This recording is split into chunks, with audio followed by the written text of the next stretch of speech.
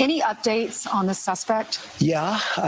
Can I always say, I think, just to protect us all, and so Fox doesn't get sued, and we all don't get sued, and everything else. But I think with a high degree of certainty, we have him in custody. Okay? In custody. Everyone did a great job. We worked with the local police, the governor. Everybody did a great job. You know, getting somebody that you start off with absolutely nothing. And we started off with a clip that made him look like an ant that was almost useless. We just saw there was somebody up there. And so much work has been done over the last 2.5 days. You know, it's amazing, actually, when you start off with that and then all of a sudden you get lucky or talent or whatever it is. But, yeah, I think we're in great shape. Mr. President. He's in custody.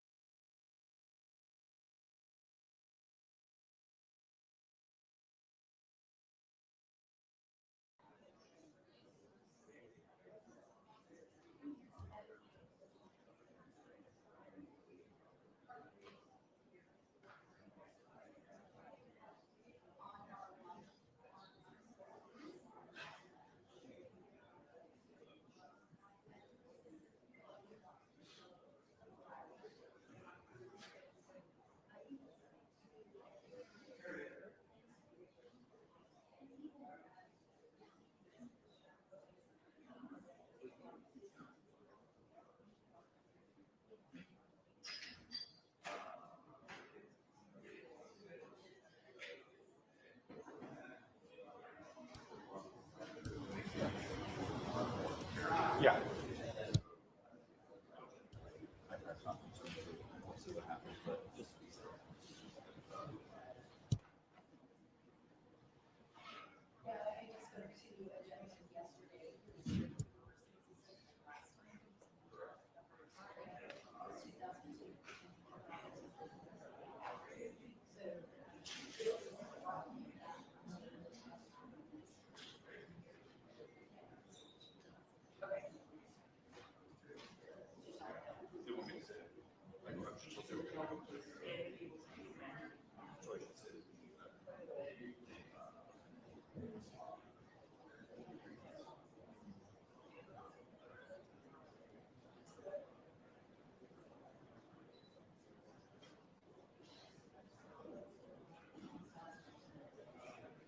That's right, John. We were given a 4-minute warning 3 minutes ago, so we are expecting any second to see the officials coming in. We are told to expect a similar cast of characters we saw last night.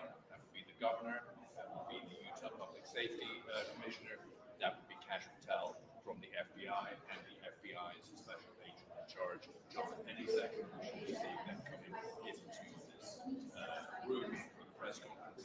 That 4-minute warning has expired. So any second now, John, we should be hearing more information in this case.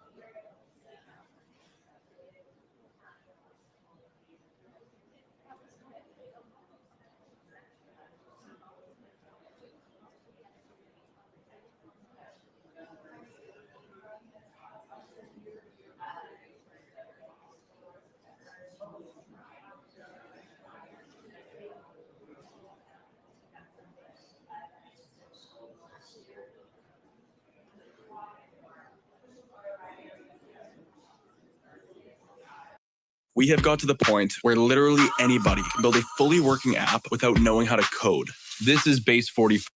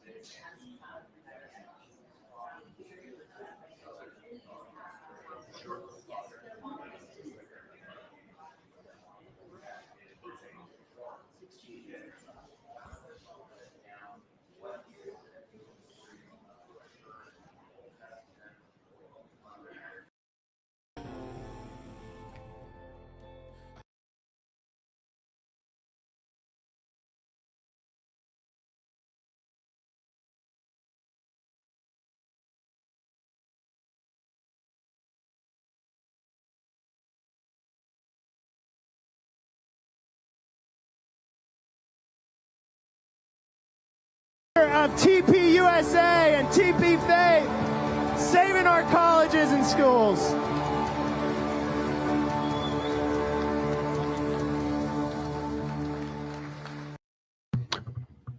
So from what I hear, they have a suspect in custody.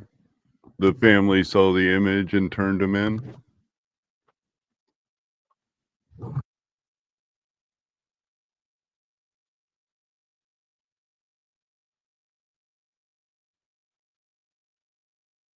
We're going to play a little bit of a discussion that I played on an earlier video, which I guess supposedly I've taken out of context. I don't believe so.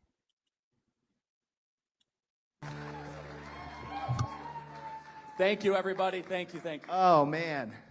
Charlie, thank you for coming to YouTube. And I will be holding a live later. Love you, Tom. I see a lot of patriots This here, is and just we're gonna have trying to some get fun. this God press bless you all. conference out. Team, when you took the pulpit, I think my phone was on it, and my questions are on that. So if I could, thank you very much. Come on, only technical difficulty today. So, Charlie, I think we should just jump into it because I want to give people as much time with you as possible.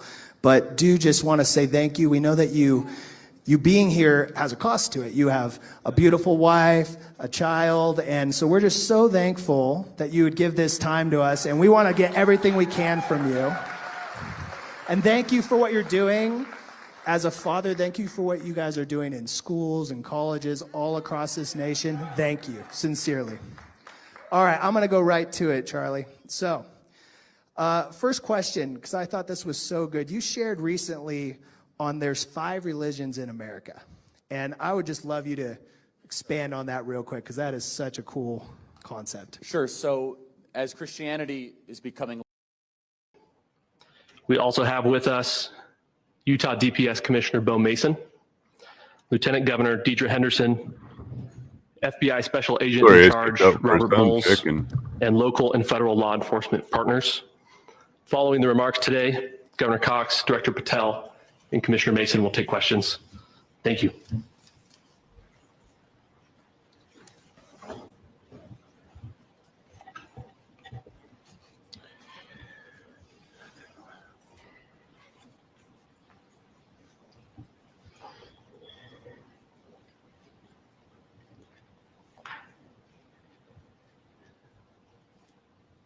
Good morning, ladies and gentlemen. We got him.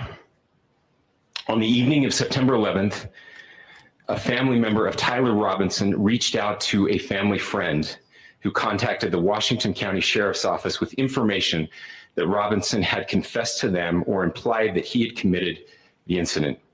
This information was relayed to the Utah County Sheriff's Office and scene investigators at Utah Valley University. This information was also conveyed to the FBI. Investigators reviewed additional video footage from UVU surveillance and identified Robinson arriving on UVU campus in a gray Dodge Challenger at approximately 8:29 a.m. on September 10th, in which he is observed on video in a plain maroon t-shirt, light-colored shorts, a black hat with a white logo, and light-colored shoes. When encountered in person by investigators in Washington County on September 12th, in the early morning hours, Robinson was observed in consistent clothing with those surveillance images. Investigators interviewed a family member of Robinson who stated that Robinson had become more political in recent years. The family member referenced a recent incident in which Robinson came to dinner prior to September 10th, and in the conversation with another family member, Robinson mentioned Charlie Kirk was coming to UVU. They talked about why they didn't like him and the viewpoints that he had. The family member also stated Kirk was full of hate and spreading hate. The family member also confirmed Robinson had a gray Dodge Challenger. Investigators identified an individual as the roommate of Robinson. Investigators interviewed that roommate, who stated that his roommate, referring to Robinson, made a joke on Discord. Investigators asked if he would show them the messages on Discord. He opened it and showed several messages to investigators and allowed investigators to take photos of the screen as each message was shown by Robinson's roommate. These photos consisted of various messages, including content of messages between the phone contact named Tyler with an emoji icon and Robinson's roommate's device. The content of these messages included messages affiliated with the contact Tyler, stating a need to retrieve a rifle from a drop point, leaving the rifle in a bush. Discord. Messages related to visually watching the area where a rifle was left, and a message referring to having left the rifle wrapped in a towel. The messages also refer to engraving bullets and a mention of a scope and the rifle being unique. Messages from the contact Tyler also mentioned that he had changed outfits. I know there's been speculation as well as to the writing on those casings, those bullet casings, and I believe we have that as well. And I'll share that with you now. So the area north of Campus Drive Road where the suspect crossed over, you saw some of that in the video that we released last night, consists of a grassy area with trees on the edge of the UVU campus. Investigators discovered a bolt-action rifle wrapped in a dark-colored towel. The rifle was determined to be a Mauser Model 98 30-06 caliber bolt-action rifle. The rifle had a scope mounted on top of it. Investigators noted inscriptions that had been engraved on casings found with the rifle. Inscriptions on a fired casing read, "Notices, bulges, capital OWO, what's this, question mark." Inscriptions on the 3 unfired casings read, "Hey fascist, exclamation point, catch, exclamation point." Up arrow symbol, right arrow, and symbol, and 3 down arrow symbols. A second unfired casing read, "Oh Bella Chow, Bella Chow, Bella Chow, Chow Chow." And a third unfired casing read, "If you read this, you are gay, LMAO." We are indebted to law enforcement across the state who's worked seamlessly together, local law enforcement, state law enforcement, and our federal partners with the Federal Bureau of Investigation. We're grateful for everyone who worked together in such a short amount of time to find this person and to bring justice. I want to thank the public who has been so engaged, reviewing videos, helping us with sending in tips, and helping us get to this point. I want to thank the family members of Tyler Robinson who did the right thing in this case and were able to bring him into to law enforcement as well. I especially want to thank the family of Charlie Kirk, Erica, Charlie's parents, his children. I want us to be thinking of them as we bring that justice is who in I'm this thinking case. about. They will be involved in that justice. We will be working very closely with them as we move through this process as well. This is a very sad day for our country, a terrible day for the state of Utah, but I'm grateful that at this moment we have an opportunity to bring closure to this very dark chapter in our nation's history. With that, I'll now turn the microphone over to the director of the FBI, Kash Patel. Thank you, Governor. This is what happens when you let good cops be cops. The FBI and our partners are proud to stand here today together to bring justice to the family of Charlie Kirk and honor his memory. I want to express my deep gratitude to President Trump, the Vice President, and the entire White House who have been so incredibly supportive with both resources and just... Man, this guy's eyes. They had our backs the entire way, and I just want to express my gratitude for giving us the resources we need to operate in this space to bring this sort of justice at this sort of speed. In 33 hours, we have made historic progress for Charlie. Governor Cox, our partnership has been absolutely incredible these last few days. Our partnership will endure. Your state and local partners, your sheriffs, your DPS community has been unbelievably impressive in the hardest of times. And a case like this cannot be solved, cannot be brought without partnering with your state and local authorities. The FBI has a certain role to play. We will play that role, and we will lead out for the federal government. Governor Cox, we are so grateful for your state partnership that led out on this investigation. A little bit of the timeline. Charlie was shot at 12:23 p.m. on Wednesday. The first FBI agents arrived on scene in 16 minutes with chiefs of police at 12:39 and secured the scene. The FBI immediately launched fixed-wing assets. We utilized these assets to transport personnel, specialty technicians, hostage rescue teams. We also utilized these assets to go back and forth from the East Coast and here in Utah to transport forensic evidence and other evidence that will be analyzed and is being analyzed at our FBI laboratories in Quantico and other laboratories, including the ATF. At my direction, the FBI released the first set of FBI photos of the suspect at 10 a.m. local time on 9/11. Then, shortly thereafter, the FBI reward of $100,000 was released at 10:45 a.m. local. Myself and Deputy Director Bongino arrived on the scene at approximately 5:30 p.m. on 9/11. The governor led a press conference last night at approximately 8 p.m., where at my direction, the FBI released a never-before-seen video of the suspect. We also released new images to the public of the suspect. And just last night... Oh, Charlie Kirk's assassin. They've apparently captured a person of interest. In less than 36 hours, 33 to be precise. His family helped turn him in. Federal government. Go figure, there was some information on Discord. The suspect was apprehended in a historic time period. And I want to highlight what Governor Cox said. This would not have been possible without you, the media, and you, the public.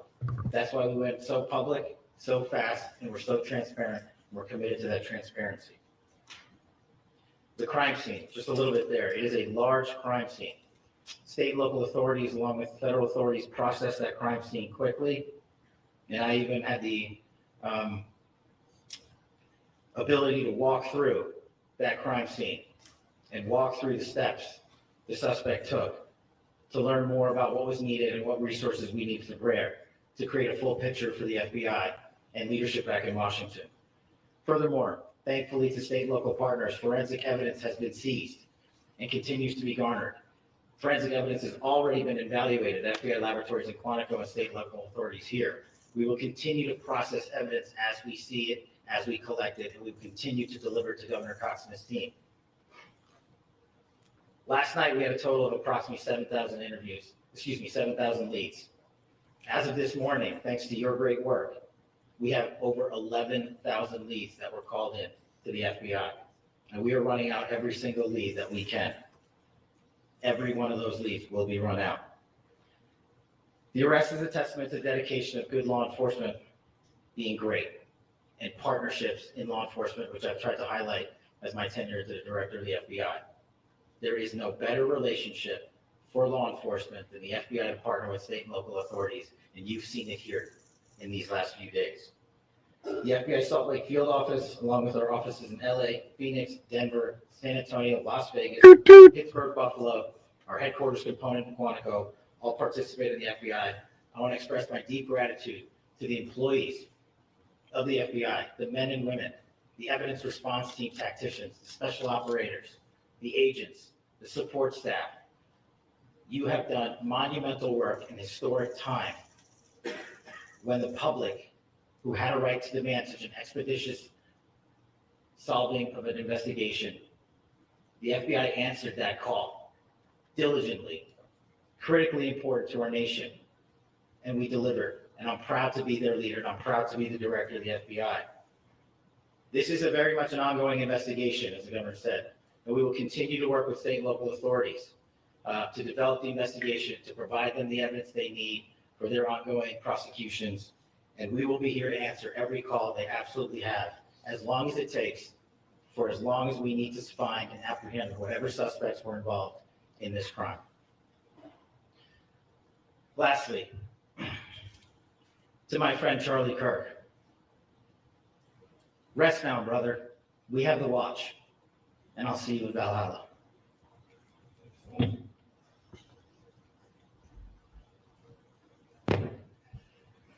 Thank you. Good morning. I would just like to take a few minutes as the sheriff to express my gratitude for everybody who has played a part in this investigation. As you know, it's been a vast, complicated, and a very, very fast-paced investigation. You're looking at people standing up here who are running on, if they got an hour's sleep in the last couple of days, they're probably lucky. It has been very taxing. It has been so impressive speaking on behalf of the local law enforcement to see the cooperation that we've seen in this type of case. Across the state, sheriffs, chiefs, our state partners have stepped up and have come to the call on anything that we needed. Our county chiefs have been phenomenal. Our Utah County Attorney, Jeff Gray, who's standing up here with the Valhalla thing, and leading us through this investigation. I would like to thank the federal government. Speechless? I don't know. For their resources, their assets. Our local team here, our FBI team, has been extraordinary in helping us work through this and bring this person to justice. Most of all, I'm pretty sure I would like to thank the public. And Charlie Kirk was a specifically, Christian. I would like to thank the public who turned to prayers and who turned to positiveness for us. I would like to thank them on behalf of the law enforcement community because we needed those prayers. That's what we needed to get through this. We needed your support, and you gave it to us. We needed your patience, and you gave it to us. And I would like to thank you for the Kirk family because that's what they need, is your support and your prayers, and that will get us through all of this. So thank you, everybody, for everybody that has stepped up. We've had such a phenomenal response to this. Thank you.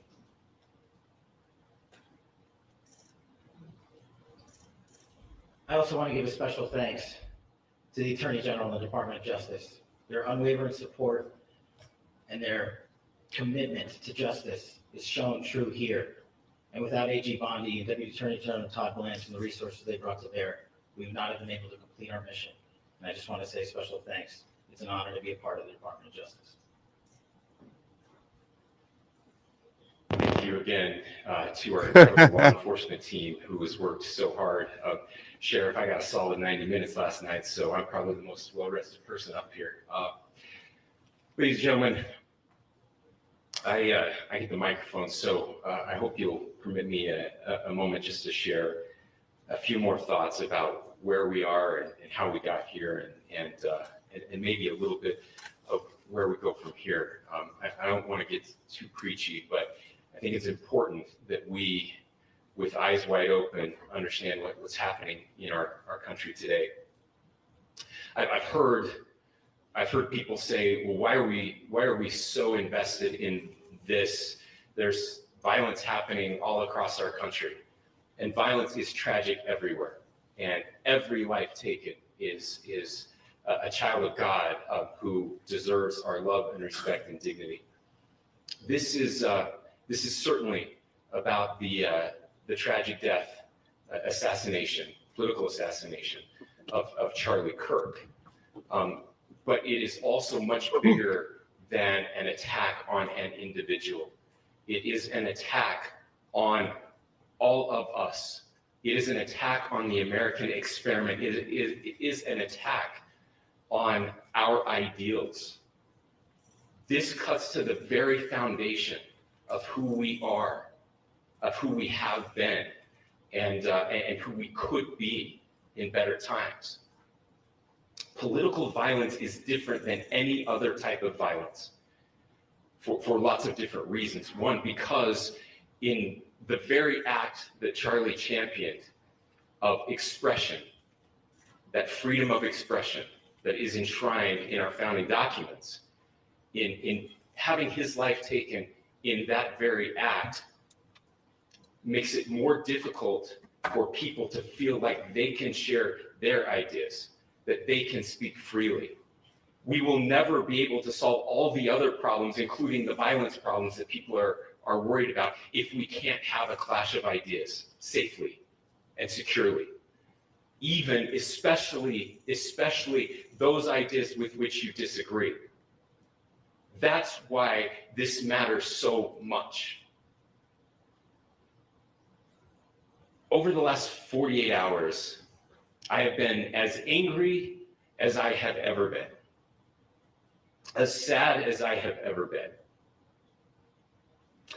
And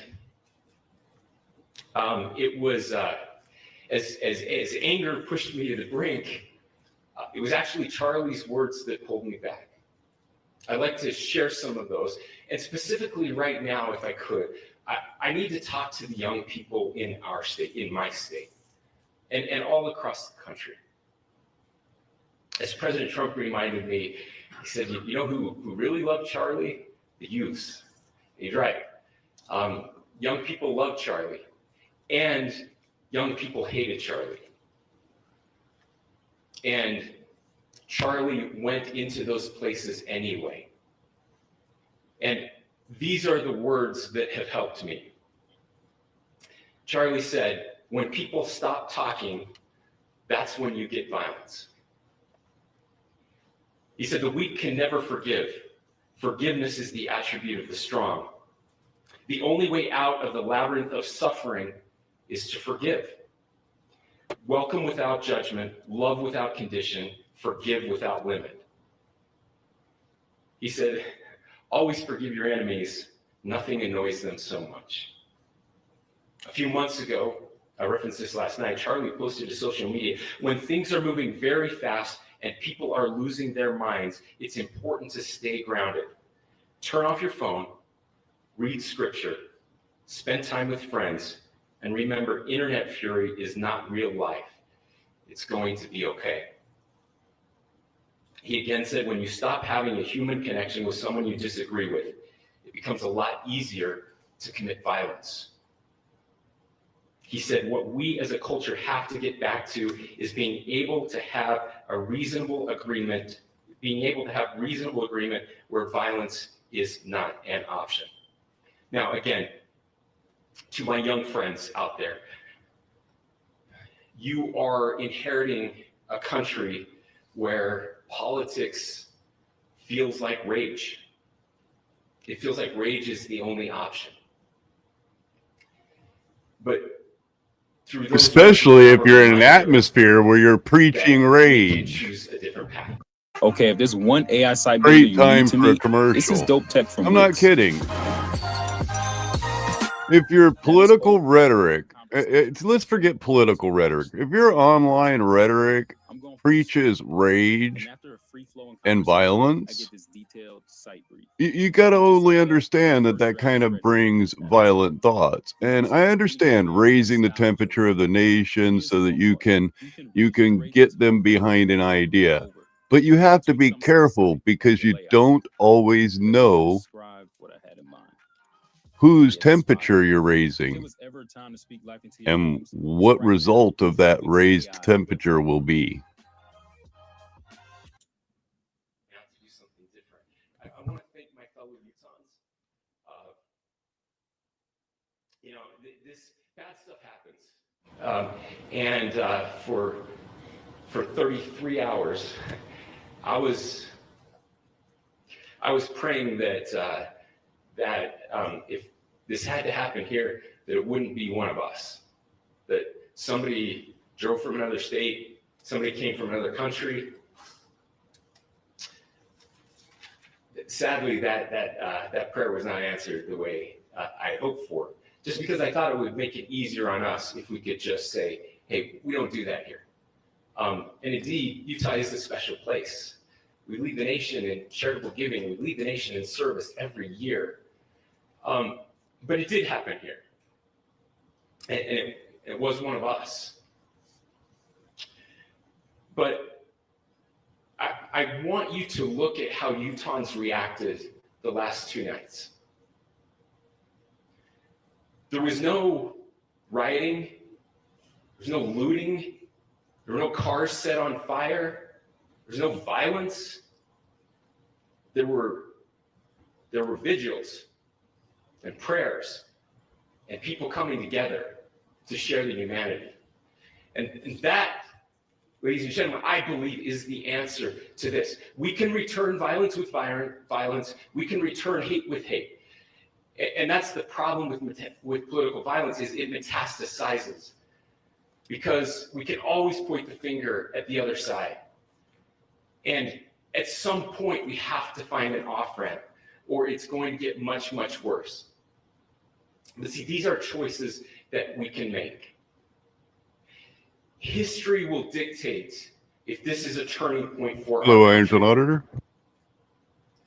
But every single one of us gets to choose right now if this is a turning point for us. We get to make decisions. We have our agency. And I desperately call on every American, Republican, Democrat, liberal, progressive, conservative, MAGA, all of us to please, please, please follow what Charlie taught me. I'll just conclude with words I share often from a friend and author, Yuval Levin, who was asked if he was optimistic about our country. And he said, I'm not optimistic. He said, I hate optimism. God, that sounds bad. But he said, optimism is a vice. It's this idea that good things are just going to happen. He said, in the history of the world, good things have never just happened. He said, I'm not optimistic, but I am hopeful. And hope is the virtue that sits between the vices of optimism and pessimism. Hope is the idea that good things are going to happen because we can make them so. I still believe in our country. And I know Charlie Kirk believed in our country. I still believe that there is more good among us than evil. And I still believe that we can change the course of history. I'm hopeful because Americans can make it so. Ladies and gentlemen, we're happy to answer any questions you have. Governor, can you please speak to whether the suspect is speaking with authorities and his demeanor, Tyler Robinson, when he turned himself in? I cannot speak to that. Governor, how do you interpret his motivation? Governor, how do you interpret the engravings on the case of Well, I will leave that up to you to interpret what those engravings mean. I think the clearest one that says "catch fascist," there's not. And by the way, that's like catch like a ball, catch this. I think that speaks for itself. Governor, you talked about this level of hatred that this person expressed at a dinner.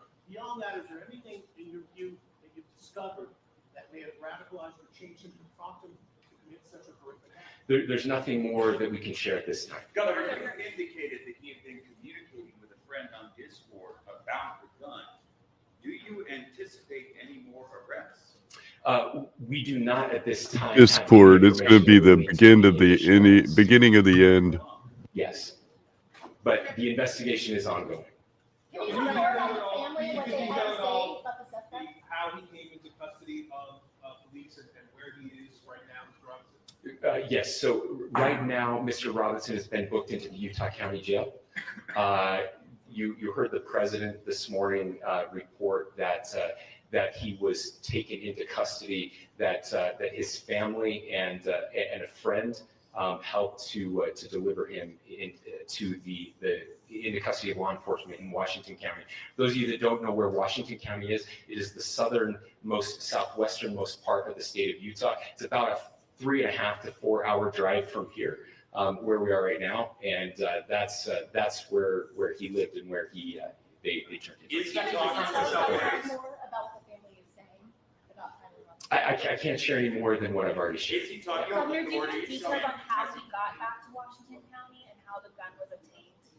So how we obtained the gun? The gun was found. No, how the was found. shooter obtained the gun and how the shooter then was able to get back to Washington. So I don't have much more details on that. We do know that he drove. We had his car here on campus, and then we had his car going south back to the St. George. It's actually the city of Washington in Washington County. Is he talking with authorities and did he discuss a motive? I'm sorry. Did the suspect plan to carry out any other attacks? We don't have any information that Are you we going to released. be releasing the mugshot? Yes, in fact, it was just released. Is he Yes. talking with authorities and did he discuss a motive? I can't answer that right now. Can you clarify, you've spoken very eloquently about trying to reunite this country. Do you feel that this is a watershed in American history? I absolutely believe that this is a watershed in American history, yes. The question is what kind of watershed? And that chapter remains to be written. Is this the end of a dark chapter in our history or the beginning of a darker chapter in our history? Look, I mean, if you look at true political assassinations in this country of someone of this stature, this feels a lot like the late 60s. And having one so gruesomely displayed on camera in all of our hands and in all of our pockets, we are not wired as human beings. I was going to touch on that a little bit. Biologically, historically, we have not evolved in a way that we are capable of processing those types of violent imagery. And by the way, we've seen another one with a gruesome stabbing very recently that went viral. This is not good for us. It is not good to consume. Social media is a cancer on our society right now. And I would encourage people to log off, turn off, touch grass, hug a family member, go out and do good in your community. That is happening, and it's happening organically right now. I had a friend in a small city in Utah who said, we're getting together. The Republicans and Democrats in my little town are getting together to have a discussion last night, just to find a way to find their better angels. So yes, this could be. I mean, again, you have to go back to JFK to have seen a video live of something like this happening. I wasn't born until 1975, but I know that things were really dark in the late 60s. Sorry to some of you. I know some of you were there. This is our moment. Do we escalate or do we find an off-ramp? And again, it's a choice. It's a choice, and every one of us gets to make that choice. Two more questions right here. Could we clarify that the release of those enhanced images at 8 p.m., the timeline that Director Patel gave us, led to the arrest at 10 p.m.? Is there a direct connection between those two events? I cannot comment if there is a direct connection or not, but all I can say is that through some process, the family came to know that this had happened. One more thing, Governor, could you just clarify the clothing issue you mentioned earlier? Was he changing outfits? Could you Correct. just clarify this? Yes. So when he's first spotted on campus, he has different clothing on, and then he changes clothing on the roof, and then changed back into that clothing at some point, so that when he was apprehended, when he was arrested, the clothing matched the clothing he had on before the shooting here at UVU. Last question here. You said that the suspect was from Utah. Can you kind of tell us a little bit more about where, and was he a student here at this university, and is there any history of mental illness? Yeah. I don't have any information on the mental illness part. He was not a student here at UVU. He was living and had lived for a long time with his family in Washington County. Thank you, everyone, for your great work in getting this information out. I would just say, process-wise, this may be important. I know many of you aren't familiar with the process in Utah. I think it's important that you understand that. Basically, we have 3 days for charging documents to be filed. A CI will be filed. We'll have more information then, more detailed information as those charging documents are filed in preparation for a preliminary hearing. So 3 days. So we would anticipate then that early next week, those charging documents will be filed. We will obviously be working, the county attorney will be working very closely with Mr. Kirk's family as those documents and decisions are prepared and made. Thanks, everyone.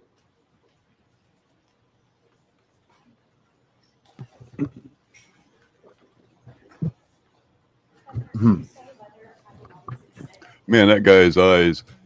Anywho, I'll go ahead and remove this, pull myself up. Sorry, I haven't been talking much. I wanted that report out. Let me shut it down over here. I've got it open. Dunk. Dunk. Okay. So I think there was a little bit of disrespect there with the Valhalla thing, being that Charlie was a Christian. I mean, he worked with the Latter-day Saints. He wasn't a Latter-day Saint, but he did some work with the Latter-day Saints. But he was most certainly an Orthodox Christian. And the Valhalla thing, it was way off pace, seeing that, that refers to Ansgard and the Nordic belief of Odin. So, and I don't get it, because he believed that you go to heaven, and the warriors of Ansgard, they spend eternity, fasting and fighting and preparing for Ragnarok. So it's much different. It's off pace, man. I got the guy, if you have a Christian who passes, use a Christian reference to, reference where you're going to see him at.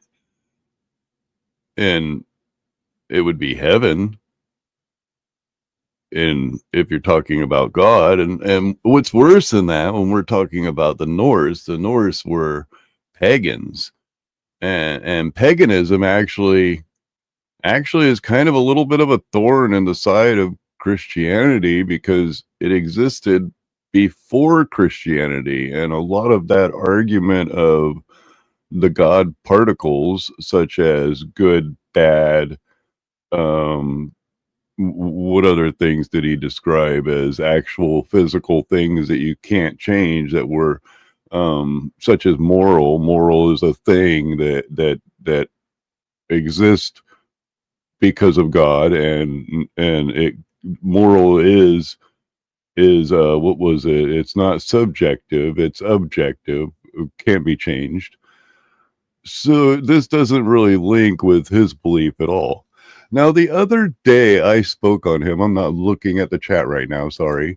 I am looking off into space for some reason. The other day I, made some words, and I don't think anybody, I hope people weren't truly offended. There seemed to have been one person didn't necessarily like what I had to say. My attack was not necessarily, it wasn't a celebration of a man's passing. It was more of a, so I keep hearing from one side that the other side needs to get tougher. And that they need to not be all up in their feelings, and that they're tired of empathy. And I actually had a long discussion with Sarah, not long, a few minute discussion with Sarah live about how, that if we get into this, then we'll form a society without empathy or morals or any of that, because nobody will care. And man, I've been here for a long time, 50 years now, and it seems like this last decade or 2 decades, I mean, as Ironton Auditor was pointing out, it's like clown world, man. I'm not kidding you. And I do not believe that a man's words should be silenced because you don't like them.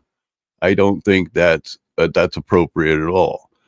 And that was not what I was trying to say. What I was trying to call out was the hypocrisy of how, when you point out true words, it really bothers the side that's telling you that as long as it's true, you should be okay with it. And unfortunately, that's what I was trying to point out. And I guess it wasn't inappropriate, because this man, he stoked hate. Now, who do I feel bad for here? I feel bad for his family. He's a new dad. That is horrible. That is horrible. But even in this press conference, they tried to press it. They tried to push it as some sort of type of political narrative nonsense babble junk, when in reality, what was said in the press conference showed otherwise, that the person didn't like Charlie Kirk because of the things that Charlie Kirk says online. He was in a Discord, which is going to be the end of the world, by the way. He was in a Discord talking about it. It was more of an internet personality that was not favored than a political thing. I haven't heard anything that really leads to either anything to do with an R or a D behind it at all. The only thing I've heard is that he didn't like the commentator. Now, the commentator, sure, made some Republican political commentary, but for the most part, he made Christian commentary. He made commentary against transgenders. He made commentary against following a false Christianhood, which, oddly enough, one of the false Christianhoods he describes is one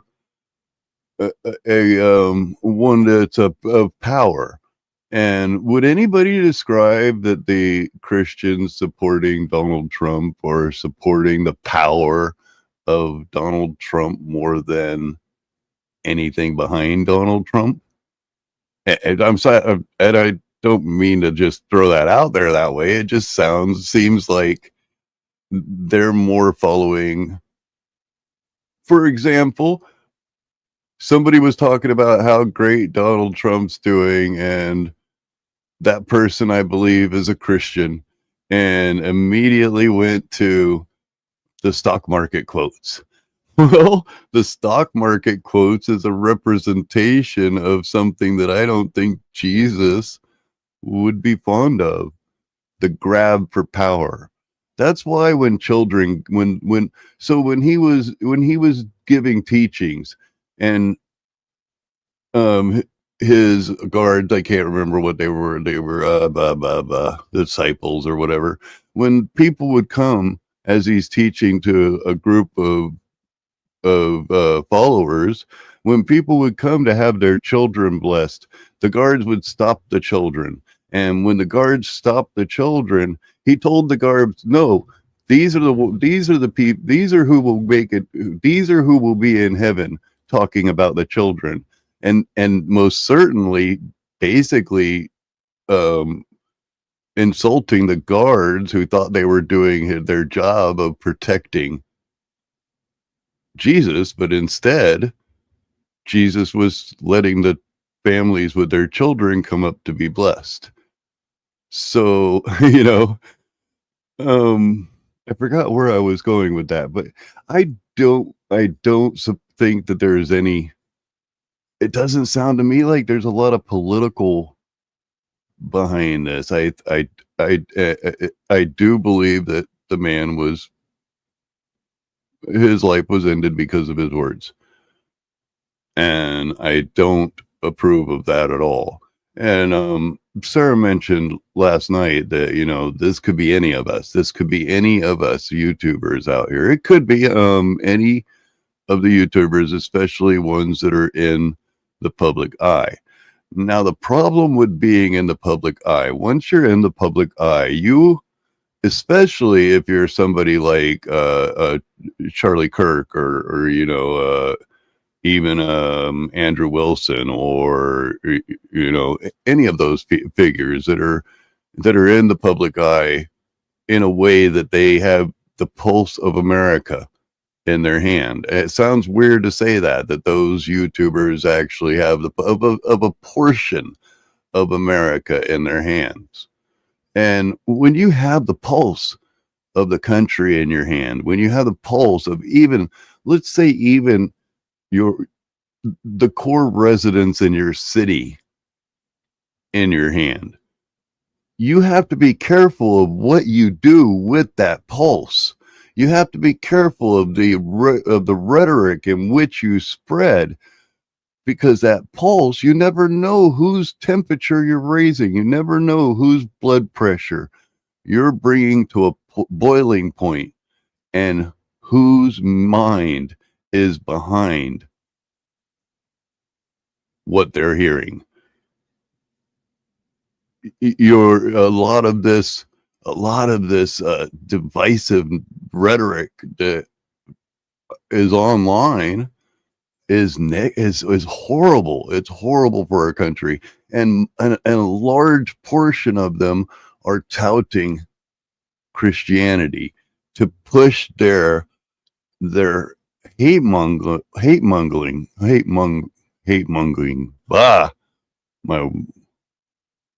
mongering words were not coming out right. Let me get a drink of coffee. That might help.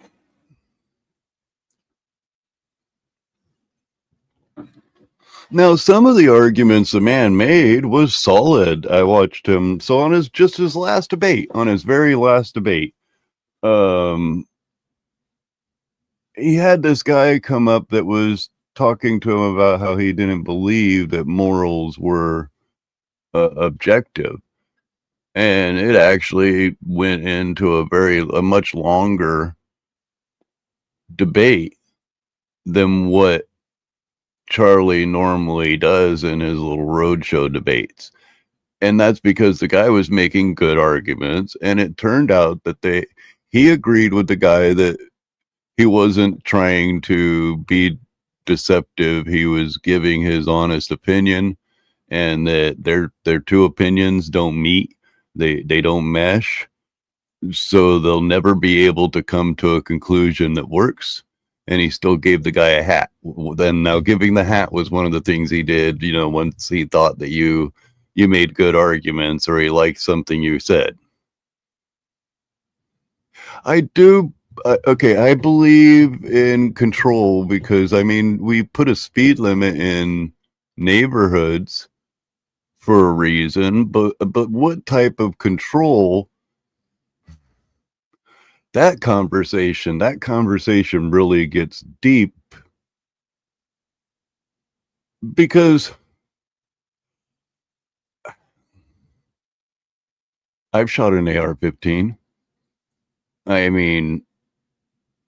I don't think that me using that to hit a target is, out in the woods is that bad of a thing, but I also understand that you really don't need that for hunting. It's not really a hunting weapon. But see, it's one of those things.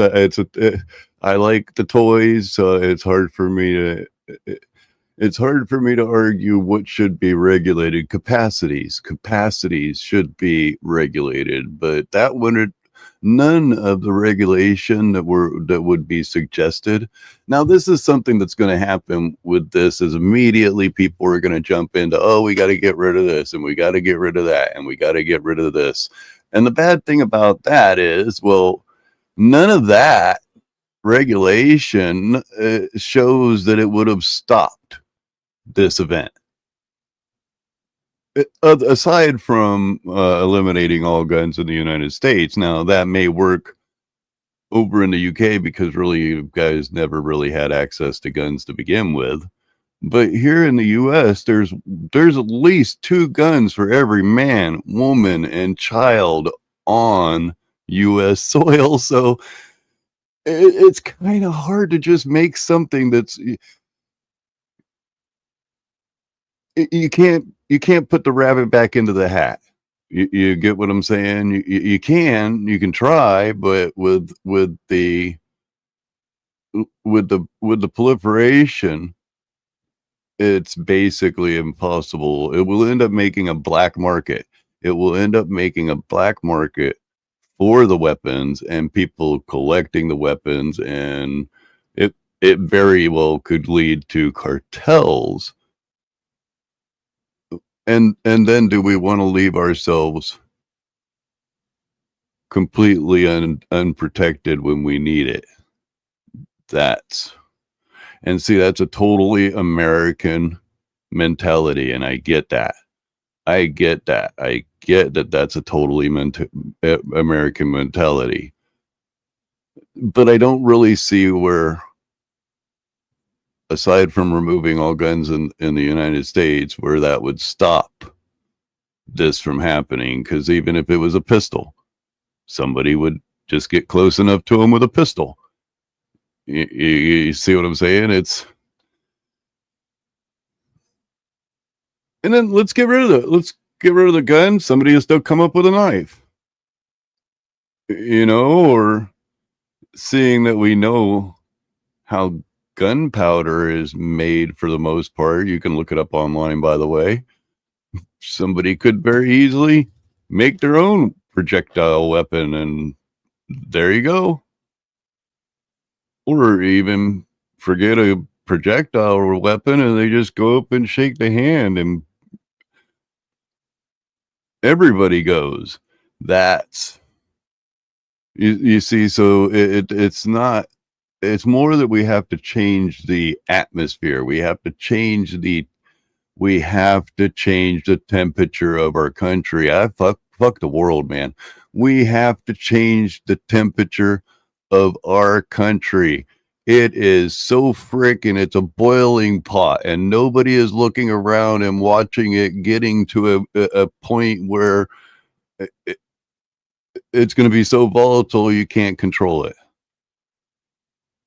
This is not, and yeah, I'm sorry for calling it out, but his rhetoric was part of the rhetoric that I'm talking about that is causing this boiling pot where Americans are against Americans. They're at each other simply for an idea or a belief or a viewpoint or something that they said, something that they maybe misunderstood. And it turns people from perfectly good friends. Now, I'm not talking online interaction like here. I've watched it happen in the world. 20-year-old friends, 30-year-old friends, all of a sudden at each other's throat, hate each other, or never talk to each other. Primarily because of expressing a view on something. This is the temperature that needs to stop. This is what I'm talking about. And then I hear arguments from, I'll just say it. I hear arguments from the Republicans all the time that, oh, don't worry about it. Oh, Sandy Hook, blah, you guys are all up in your fee-fees. Get out of your feelings. And then when somebody actually comes at them with, of course, now I've seen some disgusting images on this Charlie Kirk thing, such as one where he's going left on gun violence, and that's a gross, horrible thing to do. People that are celebrating this are the also the people I'm talking to, the people on the other side of the political spectrum who are also working as if this is a great victory, some sort of we find it's the silencing of a horrible voice.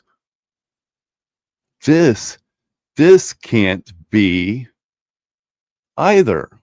This entire political atmosphere needs to stop. Needs to not stop, of course. We all need to take a step back. We all need to take a step back, and we need to think about what we're pushing. And if what we find under our ideas is hatred,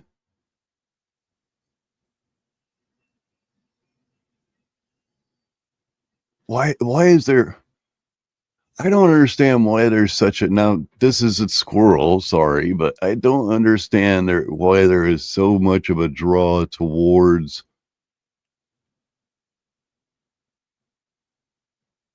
the shit in the world.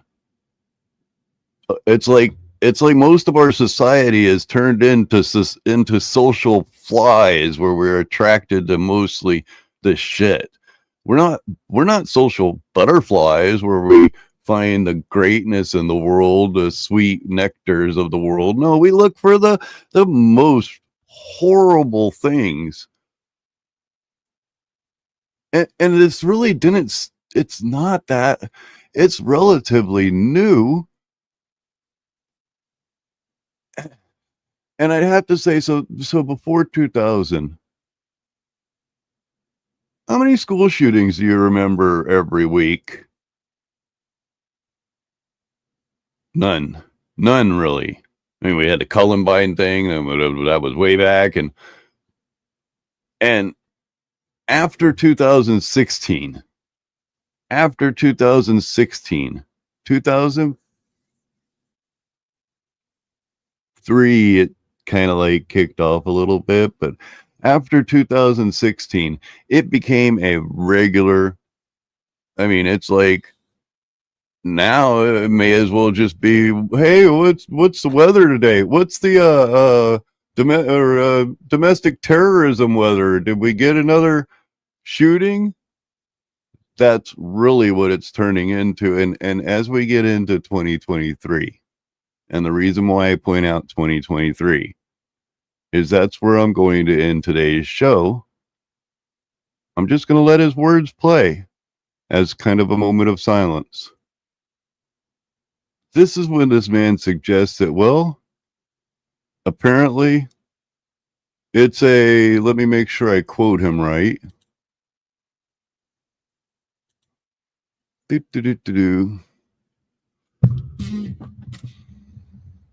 I think it's worth it. I think it's worth to have the cost of, unfortunately, some gun deaths every year so that we can have the Second Amendment to have our God-given rights. That's a prudent deal. It's rational. As always, you guys are awesome. Remember, you don't have to be wise, but don't submit to stupid. Thank you very much. And there's probably a good hour left of this show. All him. I believe that I should allow his words to be played. Since I only played a little clip of it the other day, I should play the whole context. And that's because I've been asked in 2 different Discord servers for the context. And unfortunately, I've had this problem before over on Shiz's server, where I tried to give a little bit of information and they asked me for context, and I gave them the full context. And I'm guessing that's going to be too much. But here you go.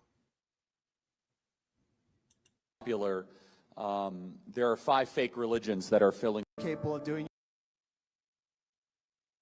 The beginning point again. Jump into it because I want to give.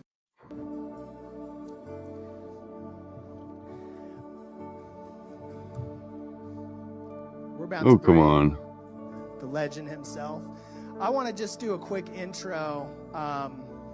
Jump into it because I want to give people. There we as go. much We'll time start with you from as there. Possible, but do just want to say thank you. We know that you being here has a cost to it. You have a beautiful wife, a child, and so we're just so thankful that This you will give make this a time record to us, and we want to get everything we forever. can from you. And thank you for what you're doing. As a father, thank you for what you guys are doing in schools and colleges all across this nation. Thank you, sincerely. All right, I'm going to go right to it, Charlie. So, first question, because I thought this was so good. You shared recently on there's 5 religions in America. And I would just love you to expand on that real quick, because that is such a cool concept. Sure. So as Christianity is becoming less and less popular, there are 5 fake religions that are filling the void. Sorry, I'm getting some feedback here, but can you guys hear me okay? Okay, yeah, okay, great. So those 5 fake religions need to be identified, and they're very similar to some of the fake ideologies and religions that existed when the Bible was actually written in river civilization, pagan times. And I gave a whole speech at Awaken San Marcos about this. I also gave a speech at TCU about this, but I'll go through it really quick. And the argument is that most people who say they're atheistic or who say they're secular, they're actually they're living a religious life. They're just living a fake religious life. And so the 5 fake religions, as I identified them, and you know, there could be 6 or 7, but the 5 major ones: Earth worshippers, otherwise known as environmentalists, right? Greta Thunberg types, John Kerry. The religion of power, right? Anthony Fauci, James Comey, people like that, right? The religion of scientism, which also Anthony Fauci is also involved in. Yep. The religion of tolerance, which we could talk about. There's a difference between being tolerant and being compassionate. We as Christians are not called to be tolerant of evil. We should not be tolerant of evil ever. So that's very important. Come on, Charlie. And then finally, what I consider to be the most dangerous, the most immediately dangerous of all the fake religions is the religion of anti-racism and the religion, or the cult of diversity, if you will, right? And that one is the biggest immediate threat to the American Republic. Now, all 5 of them are spreading. They're increasing in popularity. They have been dominating the American zeitgeist and culture the last couple of years.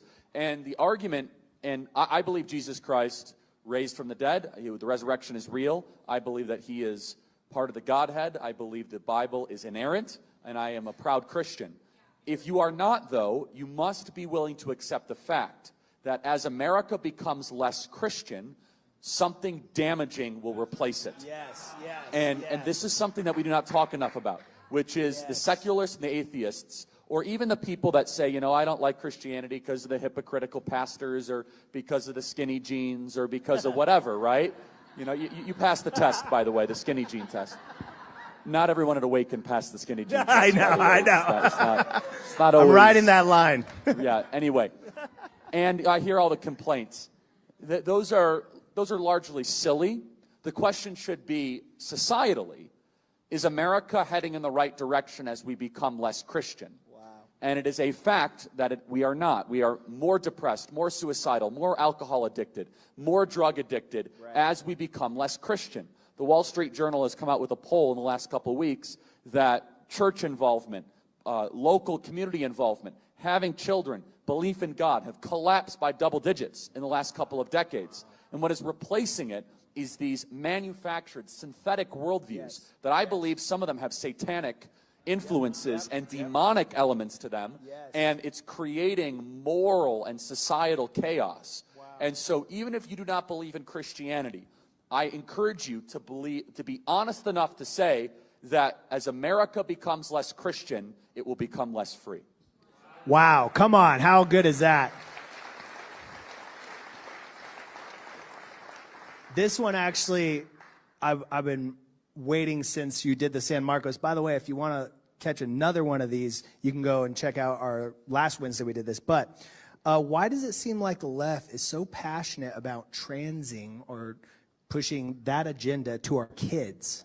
So a couple things. The first of which is they do not believe in the innocence of children. This comes from, it's demonic, but there's a doctor that everyone should be familiar with, Dr. Kinsey. And Dr. Kinsey did a series of experiments on children in the 1900s. And he is well received in the academy. He has an entire institute at Indiana University, Bloomington. They have the Kinsey Center.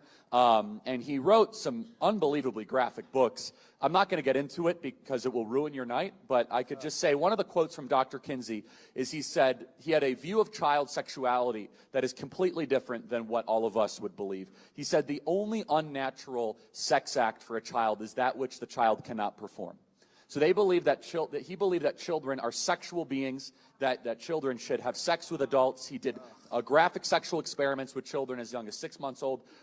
He clinically observed them being raped multiple times. Not an exaggeration, not a misrepresentation. Dr. Kinsey, and he is considered to be a genius in the academic world. So this idea of children not being innocent is nothing new. In fact, it's been widespread. It used to be a fringe idea, but now it's being, really widely accepted. They believe that they are liberating children from the Christian Western norms of saving yourself for adulthood, for sexuality, that you liberate yourself to a higher consciousness if you engage in this behavior at a younger age. These people are perverts, these people are groomers, these people are objectionable, and if you're in the ministry, if you are a pastor and you don't talk about it, you should resign because you're a moral coward. Whoa. This is one of the great injustices happening in our time. Oh! And thank you. I'm going to stand up for that. But there's another reason to the trans deal that's important, right? So everybody here tonight, I would venture a guess, believes a couple fundamental things, that there is a God and we are not him. The 5 fake religions, they do not acknowledge that. And one of the reasons why the trans movement is being adopted by the abortionists is it's a fundamental belief that we are here to make nature in our image. And they look at themselves in godlike terms. So the abortionists, the fundamental philosophical agreement that the abortionists have is that we, human beings, should be able to determine life and death as we see fit because we want to be like gods, right? It is a yearning to have the power that only God has, right? We call that murder. That is why murder is not only not allowed in the Bible, that if you murder, that your life should also be taken, right? That you do not take an image bearer's life without a cost to your own life. Wow. So it's very strictly prohibited in the Bible for a reason, okay? We could talk about capital punishment if you want. Yeah. But the point is that the Bible is clear that murder is wrong, that you don't get to do that, okay? Only God does. It's prohibited. Wow. The abortionists don't believe that, but they go a step further. And this is really under the vertical of the religion of scientism, right? Wow. So in the scientism religion, they have a completely different approach to science than what we as Christians have. So modern science was largely founded by Sir Francis Bacon, and it was popularized by Sir Isaac Newton. These people were largely Christian. Wow. They believed that God made the world with a harmony and a rhythm, that there's a logos to the world, that we want to explore it with wonder and awe, but we did not create the world, and we're not here to try to change nature to our liking. Something changed in the 1800s, largely by a group of Hegelians that believed, they were German historicists, that they said, wait a second, if we have this power to inquire into nature, why don't we change nature to our own liking? Why don't we reconfigure nature? Now, mind you, this satanic idea pathogen was nothing new, but 100 years later resulted in the Nazis trying to exterminate an entire people, okay? The eugenicist movement is based on the will of the human being to exert control over nature because I want it that way. Because they're not as efficient, they're not as... that we don't like the way they look, we believe all these lies about them. Okay. The trans movement is that same philosophical idea pathogen, that I am going to change the chromosomal makeup of a being because I want it that way.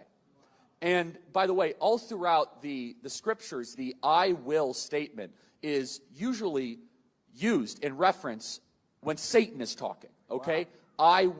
I will. No. We as Christians believe God wills. Wow. God wills. Wow. Completely different. And so, I could talk about the trans thing at length. And by the way, your governor is an absolute abject failure on this topic. Yes. You guys have a disgrace as a governor. Total disgrace.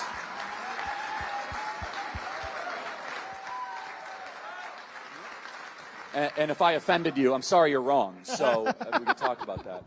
But the trans thing is fundamental. It is a war on biology. It's a war on truth. It's a war on language. It's a war on natural design. It's a war on child innocence. It's a war on vocabulary. It's a reconfiguration of our norms, our practices for a mentally delusional minority. And that somehow we have to reconfigure all of our society for people that are obviously tormented by something. And instead of giving them compassionate care, we have to change our language, and we have to change our bathrooms, and we have to change our sports. No. That is not just wrong, it is evil to do that, okay? Yes. It is evil. So, but why the trans thing? They want to introduce a pattern of thinking that your nature, if you do not like it, you can go through a series of choices to wage war on creation itself. Wow. And first of all, not only is that dangerous, it's also not true. And this is what's so deceiving about the trans movement, is that despite all of the surgeries, despite the hysterectomies and the breast removals and all of the quote-unquote gender-affirming care, it does not change that you are still a woman or you are still a man. Yes. They are only putting camouflage on. It's a costume. It does not change the being that you are. So this is only a gateway to lots of different things. I could go on at length about it. I'll say one final thing. The media mercilessly attacks me with this, but it's trying to create the beginning stages of man merging with machine. It's trying to create you to be open-minded to transhumanism, which is right around the corner, that if your child is less than 5 years old, they will be a generation where they're going to try to convince you that if you can be transgender and you can change your gender, you can change your species, and you can hook up to a machine and be like God. Wow. Come on. Thank you, Charlie. That was a powerful. This question kind of dovetails off it a little bit. People are afraid of not being kind by speaking up in the culture war. What would you say to this? Yeah, that's interesting. So I'm more interested in, are you telling the truth? Wow. And that's Christ. I mean, if you read the Gospels, Jesus was loving, compassionate, but he was not kind to people that use their power and abuse their power. Wow. He was not kind to people who told lies. Wow. In fact, he was rather harsh. Yeah.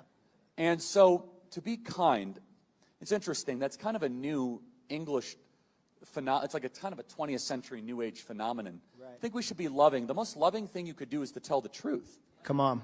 And of course, you should not be cruel ever. You should be compassionate, but I'll give you a great example. So you take a trans person, okay? Let's pretend someone who's trans or not or whatever. So you have a couple choices. The world would say, well, you got to be kind. So affirm their lie. I would say that's actually being unkind to them. That is being unloving to them.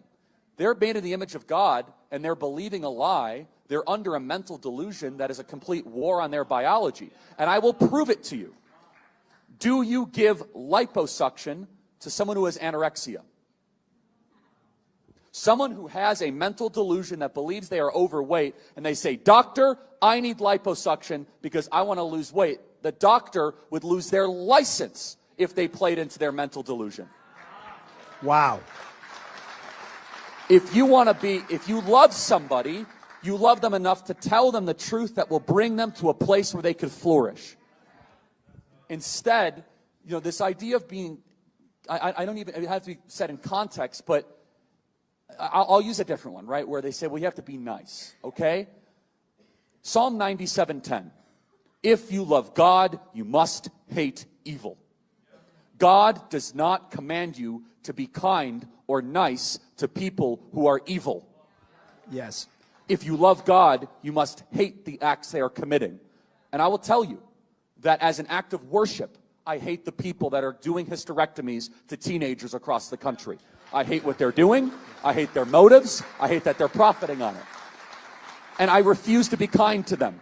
In fact, I think that they need to be cross-examined with truth. That's amazing. Come on. Come on.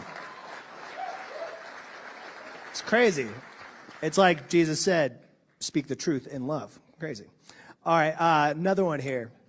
So I'll use this generic term. A lot of church people, that we have some here in Utah, believe there are that we're in the end times. So they don't engage in the culture war because they see it as a pointless fight. What would you say to this? Yeah, I get this a lot, and I speak at a lot of Calvary churches, Calvary Chapel, founded by Chuck Smith, and they're very focused on eschatology. In fact, one of my closest friends and mentors, Jack Hibbs, is probably one of the most, I think, amazing theologians on the end times. And so I don't know if we're in the end times. We might be, we might not be. I actually think it's completely irrelevant as to what you are going to do. Come on. And I'm not saying that it's irrelevant to look for the signs. I think it's irrelevant to your action. Let me be very clear. Now, I hear it all the time. Charlie, Jesus is coming next Thursday. I don't need to do any of this stuff, right? We're all going to be zapped up in the rapture. None of this matters. Now, Jesus told you to occupy till I come. He also said the day and the hour is unknown. And I asked the question, what do you want to be caught doing if Jesus returns? Do you want to be caught being a coward and running to the hills and disengaging from culture? Or do you want to be salt and light? Did Jesus tell you to stop being salt and light if things got hard? If you actually believed the end times were coming, if you really did, and you were not a theological coward, then you would actually want to lean in. But you actually don't believe it. People that tell me that, I challenge. You actually don't believe it if you don't engage. No, you're using that as an excuse to run to the hills because you think God is going to bail you out because you have no courage.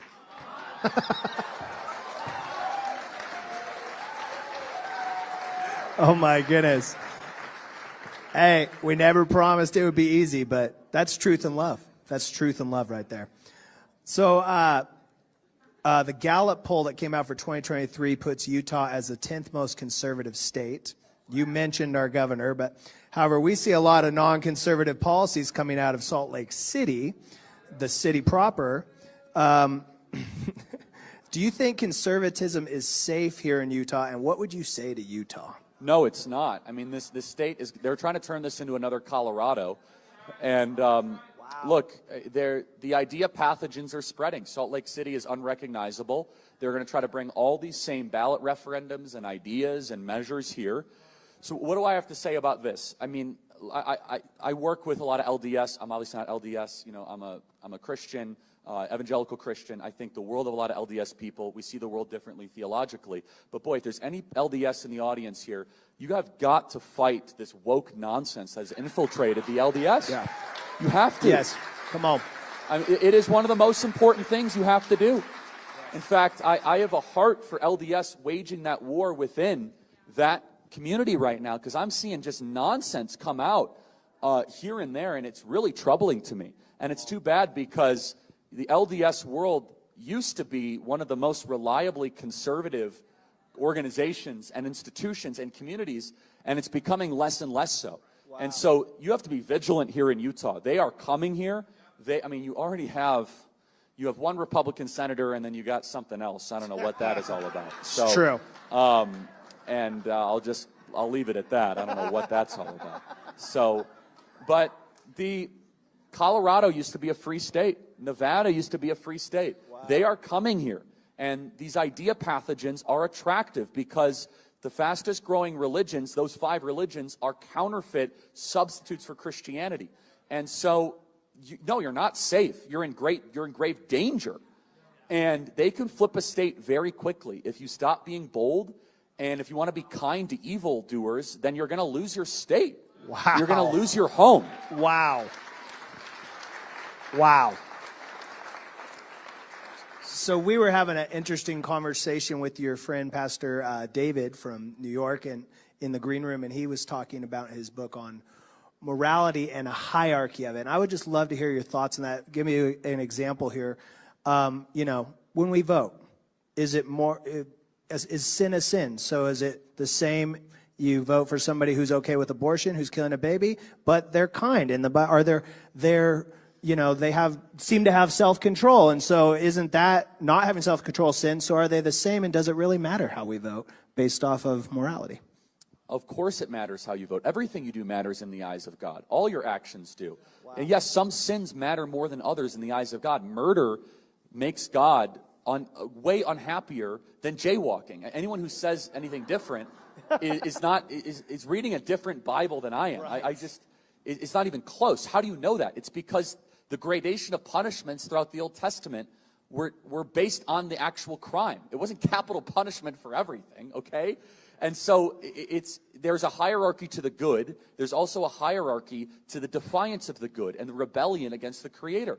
And involved in that is whether or not you care at all about your community. Well, and so I don't love the term politics because people don't even know what it means. But it really comes from a Greek term which means the business of the community. And so a pastor will say, I don't do politics. Well, do you do your community? Do you care about what's happening around you? Of course, we serve the poor and we care about the homeless. Oh, so you care about the community. What about who's in charge of your community? Wow. Or what laws govern your community? Oh, we don't do that because it's too controversial or it's too messy. Okay, and this is what really bothers me about most Christians and most weak pastors. And most churches have very, very weak pastors, and they're just so afraid to engage in this stuff because they haven't been trained or they haven't been educated in this stuff properly. You have to ask the question, what is a human being? If a human being is made in the image of God, it changes the entire game, changes the whole ball game, right? Therefore, is Jeremiah 29:7 true, right? Jeremiah 29:7 says, seek, it's the Hebrew word badrash, demand the welfare of the nation or the city that you are in, because your welfare is tied to your city's welfare. Is that true or is that false, right? So as a pastor, as a Christian, you are commanded to care about what's happening around you. That involves voting. And by the way, that's the simplest way. I mean, Christians that say they don't vote, that's just so silly. I think it's immoral not to vote. That means I don't care about my fellow man. I don't care about my city. That I'm more important than that. It's an act of defiance against the Creator and the creation and His people, which are made in His image, that have a soul. And then then I'll get from pastors, well, it's not. This one pastor I got in a really heated argument with. He's a fool, and I don't say that lightly. He says, it's not clear to me after the last couple of years which side I should vote for. And I say, after the last couple of years, where they kept strip clubs and marijuana dispensaries and liquor stores open, and they said the church was not essential, when they forced a gene-altering mRNA shot on our military and kicked out our best and our brightest, our most loyal and courageous, because they didn't want to take a shot that very well might have harmed them for a virus that was not going to harm them, you're trying to tell me that it's not clear when we have 5,000 people going across our border every single day, where we had no war in eastern Ukraine and China feared us? It's not clear what side is better. Where we had no inflation and our currency was stable, it's not clear which side is better. Where all of a sudden we have drag queen story hour in schools across the country, and we have gender queer curriculum, and we have the Biden regime that says that transgender people make up the soul of our nation. 2 days after a hate crime against Christians was committed in Nashville by a trans activist, you're telling me it's not clear? No, it's very clear. You have no courage, Pastor Man, and you should resign. Come on. Wow, almost fell over. That's so good. A foot fell asleep. Wow. So we want to give some time for some Q&A in the audience. I do. So I'm going to tee up one more question, and then we are going to have some microphones on the sides here. And so as this question is wrapping up, if you want to ask a question to Charlie, you can go on either side here of the auditorium. Let's just talk about something really relevant. I'd love to hear your take. We just saw a former president get indicted. Just what are your initial thoughts on this, and what does this mean as far as the direction we're heading? Yeah, so I was going to do a whole show on this tomorrow, so you guys get the kind of the preview. I did a whole show on it today, but somebody said something to me. They said, "Boy, and I actually said it on my show, and it was technically untrue, so I need to correct it.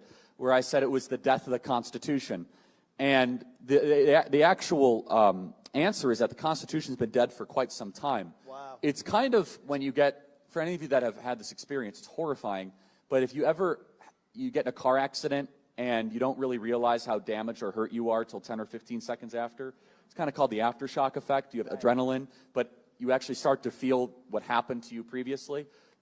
Or an earthquake occurs, right, and you get aftershocks for days that follow, or the tremors that follow, right? Yeah. So that analogy, the Constitution's been dead for quite some time, and if I had to pinpoint the moment, this is really going to irritate the left, so I definitely need to say it, is The moment where we kind of just shrugged our shoulders and we rolled our eyes was when the Supreme Court of the United States decided to just overthrow states' rights when it came to homosexual marriage. Right. And this is not talked about. It's not considered to be a popular opinion. Wow. But look, marriage is between one man and one woman. Let me just say that is a belief. Thank you. That is rooted in Scripture. Thank you. It's true and it's in tradition. I'm happy to defend that belief. And I get a lot of hate for saying that, which I couldn't care less. But if you disagree with that's actually not the core element of my argument. The question is, does the Supreme Court have legislative authority to overturn state-directed, citizen-driven referendums where they wanted to say that marriage was one man, one woman? And they basically made a national, they couldn't pass it through Congress, so Anthony Kennedy, issued the majority opinion, and they put through the entire thing, and they said that the states' rights don't matter. And what I'm getting at is that we've actually ignored the Constitution so often the last couple of years that this should not shock us. That all of a sudden we're just going to throw out the greatest political document in human history. I could go through example after example, but I mean, the fact that they were able to lock us down as much as they were through these lockdowns and mask mandates, we were living in a post-constitutional order. We're just now realizing and recognizing it. I want to paint a picture for you. Imagine a third world country. Pick any third world country of your liking. Laos, Nicaragua, Honduras, Yemen, and Oman. Imagine a headline in the New York Times. Yemen arrests former prime minister. Top satirist, political commentator from the opposition party, raids home of top journalist. This is unacceptable, the State Department writes. Steve Bannon is under indictment, top political commentator for the opposition party. James O'Keefe, top political journalist, is under 3 separate federal investigations, top journalist. Satirist Douglas Mackey made a meme making fun of Hillary Clinton. He's probably going to face 10 years in jail, just got convicted by a jury of his peers for a meme. Former president indicted. We would sanction foreign countries for what we're doing to ourselves. We would put people up in front of the UN for saying this is unacceptable, tyrannical, banana republic behavior for what we are doing to ourselves. We would send hundreds of billions of dollars to go fight Putin because he's an authoritarian thug, because he locks up political dissidents. I'm no fan of Putin. Hey, newsflash, New York Times, we're locking up political dissidents. How about the January 6th defendants that are rotting in prison in pre-trial detention? So I'm not painting a rosy picture. What I'm trying to tell you is that I hope this has finally confirmed for you and awaken you like, whoa, they have crossed the Rubicon. It is so disgusting. The indictment is a joke. It is an insult to our intelligence. They don't even tell you what is the crime in the indictment. No. They say, oh yeah, he falsified business records to cover up a crime. Then Alvin Bragg was asked, hey, what is the crime? And he says, oh yeah, we don't get into that in the indictment. The time, place, and manner is all screwed up. There's so much wrong with this, but they do not care. And Donald Trump's crime was not paying off Stormy Daniels. Of course not. Give me a break. I didn't say it, and I do not swear as a rule, but I'm getting close because these people are so evil what they are doing. It's hard not to. And but I didn't do it. I did well not. Done. I did well not done. do it. I probably would have, to be honest, but good job. But self-control is the fruit of the spirit. There it is.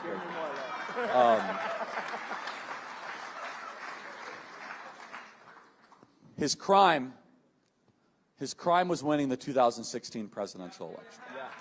Yep. It's true. His crime was robbing them of a celebration when Hillary Clinton was supposed to crush the glass ceiling and become the first female president and all that garbage. His crime was sneaking into the presidency. And they said to themselves, we are going to have revenge against you, man. Yeah. We're going to make you suffer. We're going to humiliate you in the town where you wrote The Art of the Deal and you saved the convention center and you gave us the Plaza Hotel, not Plaza Hotel, but Hotel Commodore, which became the Grand Hyatt, and you bought the Plaza Hotel and the Woolman Rink, and you gave hundreds of millions of dollars to charity. Okay, flashy billionaire man who thinks you can defy the ruling class, we're going to humiliate you in a Soviet-style show trial. And you might hate Donald Trump tonight. Your friends might hate Donald Trump tonight. But I question your integrity if you're not angry about this. And I mean that true. I don't care if you hate Donald Trump. I do not care. If you do not have anger pulsating through your being, I don't care if you say he's the worst person ever, if he's a narcissist, if he's all these sorts of things.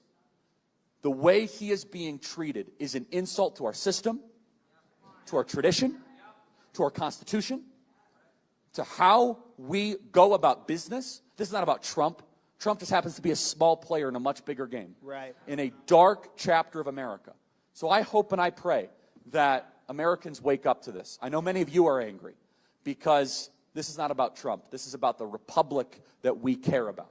And to see these people on television, oh, I love it, and this is a great day for America, and that they're so joyous, and they're all this.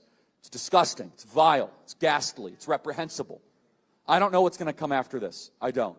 I can't make any guarantees. I can't make any anthems. But I can tell you this, that the America I grew up in no longer exists. Right. And I hope we can get it back. Amen. Amen. Come on. If you have a question you'd like to ask Charlie, line up by this handsome gentleman named Rich right there, or this handsome gentleman, back there on the sides here. So, hey, guys, and then yes. just please, let's just keep it to tight questions of 20 seconds or less. Somebody's going to violate this, that's okay. But I want to get to as many questions and not your lecture. I mean that as lovingly as I can, okay? So we're going to start over here. We got a high school student that has a question here, so go ahead. My name is Jackson Smith, and my question is, how do you tell a transgender person that the gender they claim to be is incorrect? You should do so lovingly, but just tell them you're living under a delusion.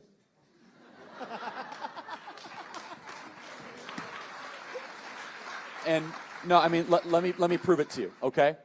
If somebody came to you and said, I can fly, and I'm going to the tallest building in Utah, and I'm going to show you that if I jump from this building, I'm going to fly. Would it be loving or unloving to tell them, no, you can't? Wow. If somebody came to you and said, I have an invisible friend, and the invisible friend told me I don't need to eat anymore, would it be loving or unloving to tell them they're living under a delusion? Wow. Since when do we all of a sudden get really cowardly when somebody starts to believe something that's not true? So good. We'll go on to this side now. My name is Shannon McInnes, Charlie, a huge follower of yours. Not sure if you're aware out here in Utah, but they decided to change our Utah state flag without even asking the people that live here. We're trying to do a referendum on the ballot right now to actually give the people a say, regardless of if you want to preserve our history or not. What are your thoughts on that, and were you ever aware of that? No, I'm not aware of it. But as a general rule, I think that anything the progressives want to change is usually a bad idea. So, very true. Thank you. We have two lines, guys, so if you want to maybe get your question in quicker. This line's bigger. Some people head over there. Okay, we'll go over here next. And I can go in next. What is the single most effective thing that we can do to help? That's a great question, and the most important question. Okay, so I get asked, Charlie, what can I do? It seems overwhelming and all this. So there's the macro is incredibly depressing right now, right? But you must understand that dutiful action to the Lord and to your nation in the micro is necessary day by day. So you must do beautiful things every day that are going to live longer than your breath and your existence. Wow. Have children, build institutions of learning, build churches, build a business, build wealth and give it back to people that are fighting. Wow. That stuff is way more important. Come on. That is going to be long lasting. So what I'm getting at is become an instrument of your own optimism. People ask me, Charlie, you optimistic or pessimistic? I refuse to answer the question, because if I say I'm optimistic, you're going to go home and say, oh, we think, I don't have to do anything because Charlie said we're optimistic. If I say I'm pessimistic, you're going to go home and say I don't have to do anything because, Charlie said it's all over. But I live a beautiful life. I have a wonderful wife. I have a daughter. But also, I have an opportunity to know that every day I'm giving everything I possibly can for the cause. Everything. Every ounce of my being, my energy, 3 hours a radio day, speaking across the country, running an organization, fighting with all these maniacs, right? All this stuff, right?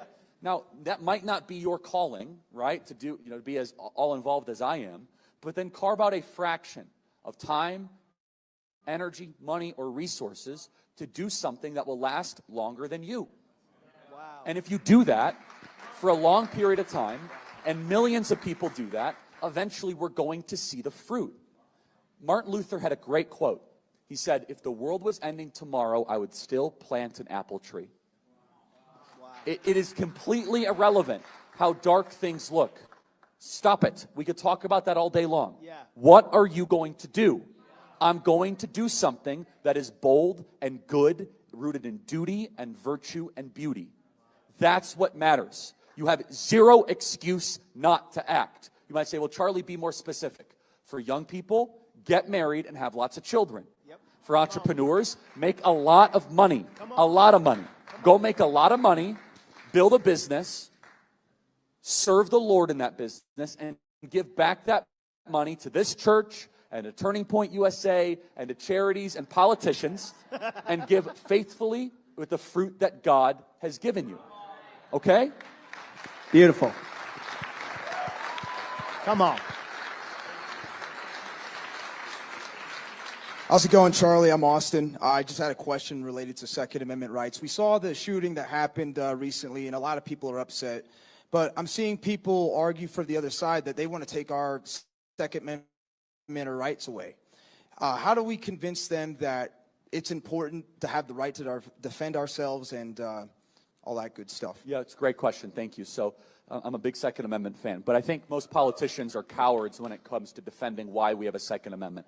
This is why I would not be a good politician, or maybe I would, I don't know, but because I actually speak my mind. The Second Amendment is not about hunting. I love hunting. The Second Amendment is not even about personal defense. That is important. The Second Amendment is there, God forbid, so that you can defend yourself against a tyrannical government. Come on.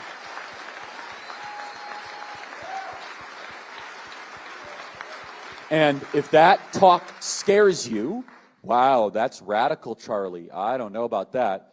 Well, then you have not really read any of the literature of our founding fathers. Yep. Number two, you've not read any 20th century history. You're just living in Narnia.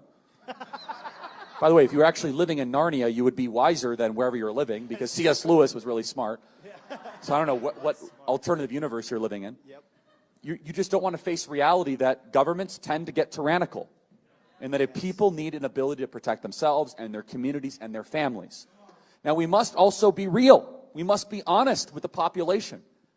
Having an armed citizenry comes with a price. And that is part of liberty. Driving comes with a price. 50,000 people die on the road every year. That's a price. You get rid of driving, you'd have 50,000 less auto fatalities. But we have decided that the benefit of driving, speed, accessibility, mobility, having products, services, is worth the cost of 50,000 people dying on the road. Wow. So we need to be very clear that you're not going to get gun deaths to zero. All right.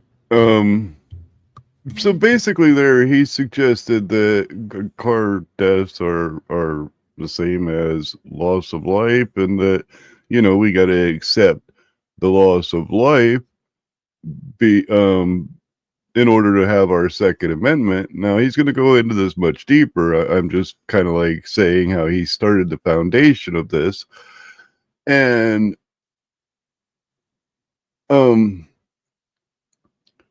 I forgot where I was going because I took a big old dab just before that. It will not happen. Oh, now, as far as we don't get rid of cars. Instead, what we do is we regulate speed.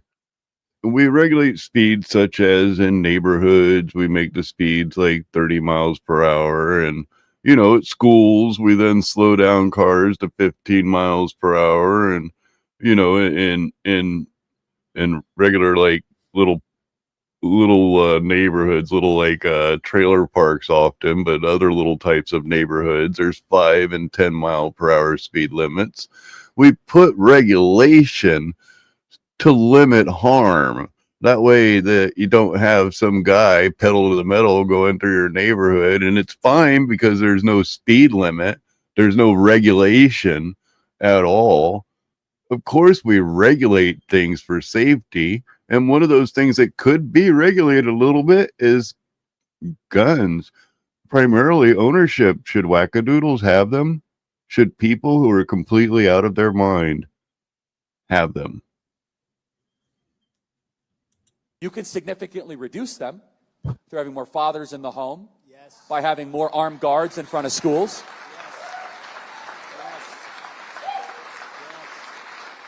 We should have an honest and clear reductionist view of gun violence, but we should not have a utopian one. You will never live in a society. Yeah, I absolutely do not believe in banning all guns, but I do believe that there should be some sort of regulation, the same as we put regulation on, driving or other said things. Society when you have an armed citizenry and you won't have a single gun death. That is nonsense. It's drivel. But I think it's worth it. He thinks it's worth it. This is where I made my quote here. He thinks it's worth it. I think it's worth to have a cost of, unfortunately, some gun deaths every single year.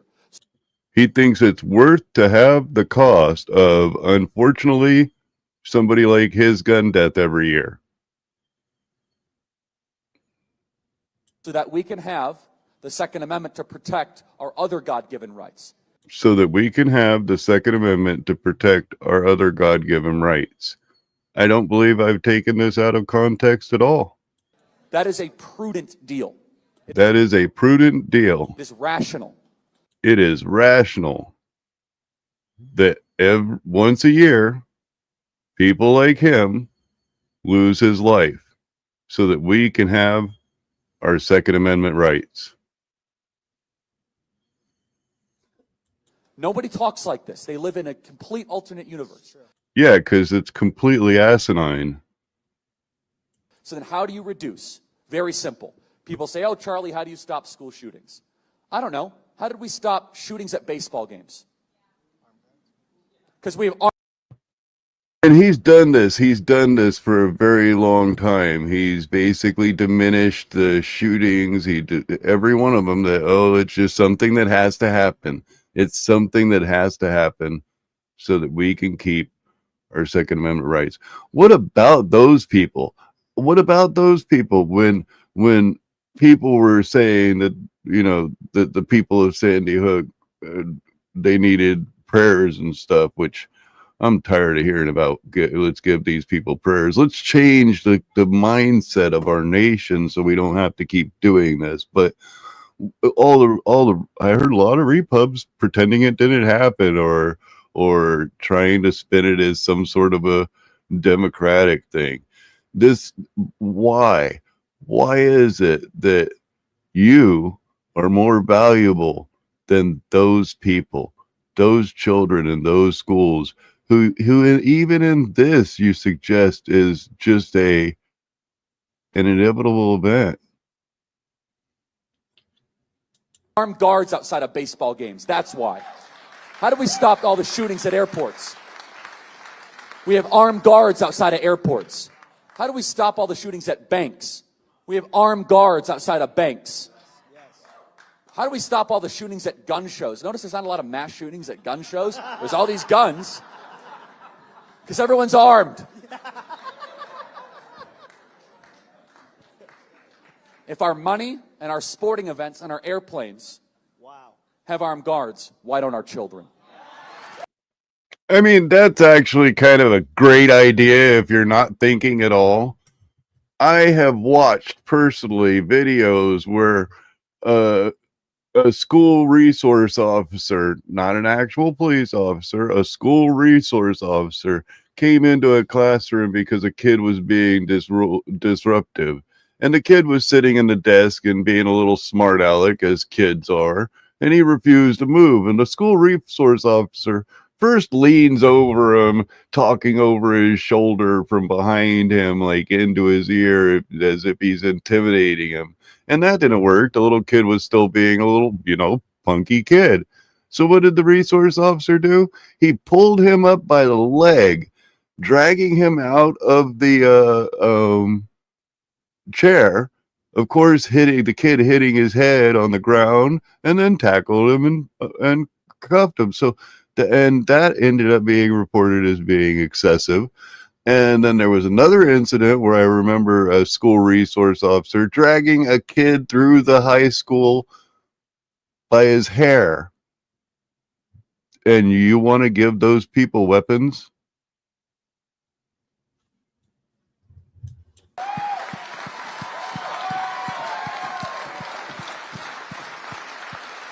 Thank you, Charlie. Thank you. Thank you. My name is Diane Anderson. I'm the mother of 9, so I've done my duty. Fruitful and multiply. That was my career choice. I personally think a lot of the problem is multimedia, such as your tablet. Your kids shouldn't have a darn tablet unless they're playing like freaking. I don't even think Roblox definitely isn't safe. That's the worst place for your kid to be playing games, or Minecraft. That's another one that's bad. That's what I mean. Anything that's connected to the internet, I don't think your child should have access to. And that's not just being a prude. God, how long does the internet have to exist and children have to have bad things happen to them on the internet before parents start learning how to be frickin' parents and take the shit away from their kid? It doesn't matter if their kid's not popular because they don't have an iPhone. What matters is that your kid is safe. And I keep hearing over and over again, well, how are they going to stop this from happening to the kids? A good example. I hate to mention her. Shiz was reading through some jailbirds to find a date or something like that. And she says, well, how do we keep kids, or she can't believe jailbirds with murder sentences are allowed to post on social media, that and sex crimes and whatnot are allowed to post on social media for pen pals. And I understand her argument, but when the argument is, how do we keep our kids away from it? My argument is, you do the darn parent thing and you take the internet from them unless you're watching it. My definition of gun control is use both hands. But my question is, I like her. Our government was taken over in bankruptcy over 100 years ago. And we've been being run by a government services provider that's a privately owned companies. And they don't, I was told by a magistrate, in a magistrate court, I'm claiming my rights in the Constitution. You have to tell me this under the 6th Amendment, the 5th Amendment, etc. And he said, stop talking about the Constitution. It doesn't apply here. Wait. You said that out loud? Who said that? They don't. It's a private corporation, and we are product. So how do we get our de jure constitutional on-the-land government back? Great question. And you're mostly talking about the Federal Reserve, which is really important. Look, the Federal Reserve should be ended in its current form. It is it's a travesty to a free society. And I yearn for a day where we could talk about currency, because what they are doing to the American dollar will impact everybody. It's a little wonky, it's a little abstract, but boy, is it critically important. So look, I'm just going to keep on going back to this refrain, but it needs to be repeated because important things should be repeated. Repetition is the soul of memory, which is you have to be self-sufficient. You have to build out a life where if the currency collapses, you're not going to be in panic, right? You have to build out a life that if we go into societal bedlam, that you're able to sustain yourself. This is something the Mormons get right. I think it's a requirement. They have to have preparedness supplies. I mean, I get these emails, right? Because we have a partnership with My Patriot Supply. It's like the amount of LDS that go to our promo code is unbelievable. It's like, so you could feed like Cambodia with it. It's really, by the way, My Patriot Supply is great. Promo code Kirk. I'm not kidding. I was going to give that. I'm a proud prepper, and you should be too. These people are playing a very dangerous game. Societal collapse is the norm, not the exception. Most places fall apart, and they don't fall well. So be ready. I'm not telling you it's going to happen, but if it does, don't be taken by surprise. So how do you get your republic back? Well, how can you defend something that most people can't explain, okay? And so you got to teach. You got to dive deep. Spend time reading the Federalist Papers. Take Hillsdale online courses. Listen to our podcast. I believe, and I don't mean this braggadociously, I think we do a good as job as any explaining what Western civilization it is and what you can do to save it and why it matters and why it's exceptional and where does it come from and what you can do to further your world, really further refine your worldview in that regard. And then finally, you have to also know, you have to manage your expectations that politically this place might just become a total and complete mess and get worse. And I mean Utah and nationally. And let me say something really important. I'm so glad I remembered this. Ranked choice voting. They're going to try to bring ranked choice voting statewide here. Is it statewide in every election? Oh, no, I think it's in local elections, right? But it's not in statewide, I don't think yet. Am I correct? I'm been tracking it. Yeah. Ranked choice voting is an awful idea, everybody, okay? Yes. If you do not know about it, you have to educate yourself on it. It is a garbage, trash, George Soros-funded election manipulation idea that is already here on local level in Utah, and they're trying to bring it statewide. That's a great issue for you guys to champion. It's one you can win on if you educate enough people on it. So, next question. Come on. My name is Yitzhak Contreras. My question is, if there aren't enough jobs to go around and the government shouldn't employ more people, what happens to the millions of people who want or need jobs and can't find one? Okay, what happens when millions of people need or want jobs and can't find one? Yeah. Yeah, so we do not have that problem right now, but it could happen with automation, but it's still speculative. We actually have the opposite problem. We have a society that doesn't want to work.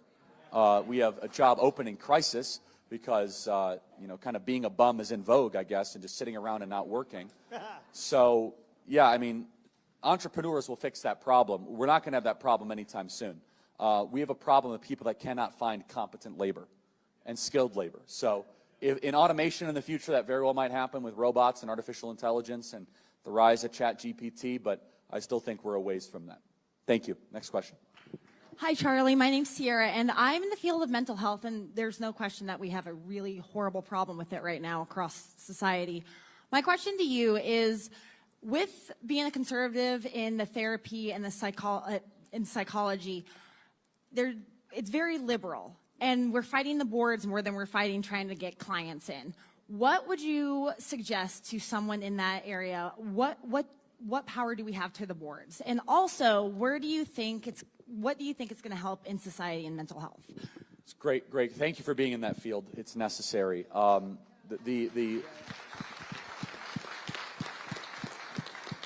Most people in the psychological world are completely messed up in their view of actually what psychology should be. And I'll give you an example, right? It is the wrong moral approach to view your role as a therapist to affirm the error in the patient. You should try to cure the error in the patient. So this idea of gender-affirming care is wrong from the first couple words. You're not there to affirm the delusion. You're there to cure the person. You're there to heal them. You're there to make them better. And but they'll say like, well, it's the more loving thing to do, and the approach there, it's totally and complete garbage. It's wrong.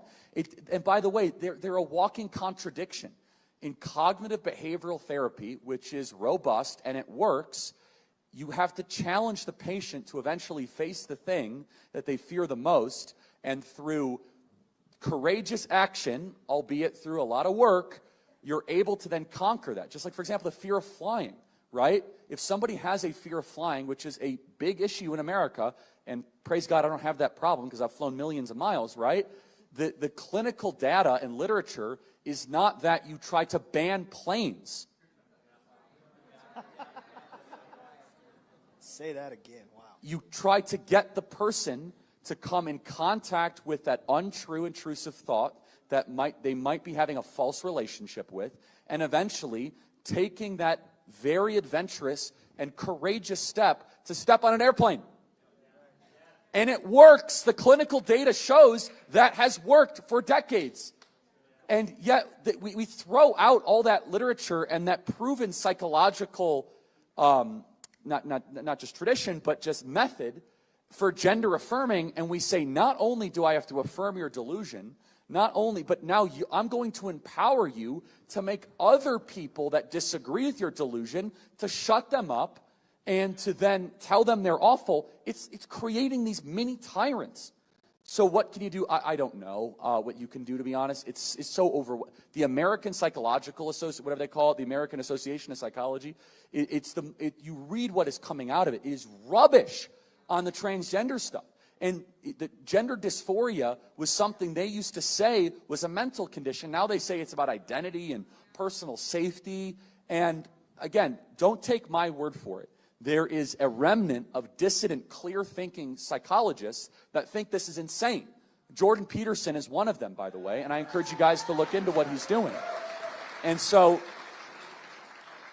I do not have a degree in psychology, which makes me obviously able to talk about this, because most people with degrees, no offense, are I'm sorry. I just have to read this, and I'm not picking on you, just because I kind of find it funny. Gun control reduces harm. The evidence is there. Yes, people will get killed, but the harm is reduced. We should teach morals and have responsible gun control. completely, I think, insane.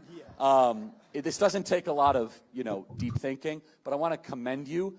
I think there's going to be a dissident kind of network of, loving, caring counselors and therapists that want to care for people, but do it in a way that will actually help them. Finally, about mental health, I'm a big believer in Dr. Sorry, man, I Daniel just Amen's kind of found the literature, end funny. where he says that it's also a brain health issue, where he's like, the health of your brain is really important. I like it because he's unafraid to talk about how alcohol Like Uncle damages Artie the here. brain, how marijuana And that is damages the human brain, how screen time damages the human brain, talking about dopaminergic receptors. I think that we put a lot of that aside to affirm people's addictions when we should try to heal them from their addictions and actually talk about how that negatively impacts their mental health. And then finally, I think that we have a crisis of meaning, and we're wondering why we have the most depressed, suicidal, anxious generation and alcohol and drug addicted generation in history. It's because we've decided to say that God is dead. And in its place is a crisis of self-harm like we've never seen before. And so how's that going, atheists? How's that going, secular world? Our kids are killing themselves more than ever before. And the question that they are telling therapists by the age of 12 is, I don't know a reason to live. This is a new phenomenon that is an outgrowth of the secular poison, the arsenic that has permeated our society. Jesus is the answer to that. Come on. Thank you for the question. Hello, Mr. Kirk. Thank you for coming. My name is Mary. My question is that you say the Constitution is dead based on the Obergefell decision, but I'm a big fan of the Constitution, and I have to disagree with you given the historical precedent such as Plessy versus Ferguson being overturned by Brown v. Board, and recently Roe v. Wade being overturned by the Dobbs versus Jackson decision. Given this, how can you say that the Constitution is completely dead? Well, that's a good question. I mean, yeah, I'm not saying it's completely dead, but it's certainly dead in the original intent or the framework that the founders. I'd actually argue that a lot of harm has come because of God. There's been a lot of people that have lost their lives. Somebody that said they did it in the name of God. Constitutionally, right, as an equal protection promise and guarantee, how on earth are we able to have January 6 defendants in pretrial detention for 2 years? How is that a quick and speedy trial as guaranteed by the Constitution? Any lawyer can tell me how that affirms the Constitution. In 2 years of pretrial detention. 2 years. And so, look, elements of the Constitution are still alive and well in certain pockets, but is the tradition, is the promise guaranteed? I'll give you another example. Our government spies on us all the time. The Fourth Amendment, right down the road, actually, is where the data center is for the National Security Agency. Some of you probably work there. And I'm sure you're great people, but watch yourself. It says warrantless search and seizure. We do it every single day with the Patriot Act. We spied on moms and dads that showed up at school board meetings and called them domestic terrorists. And so my provocative take is that elements of the Constitution have been dead for quite some time. Yes, to your point, I think it's a good one that there are some pockets of, a remnant here and a remnant there. But we are living in a post-constitutional America. And I do not take joy or delight in saying that. Next question. Hey, Charlie. Thanks for your passion. Thanks for your fight.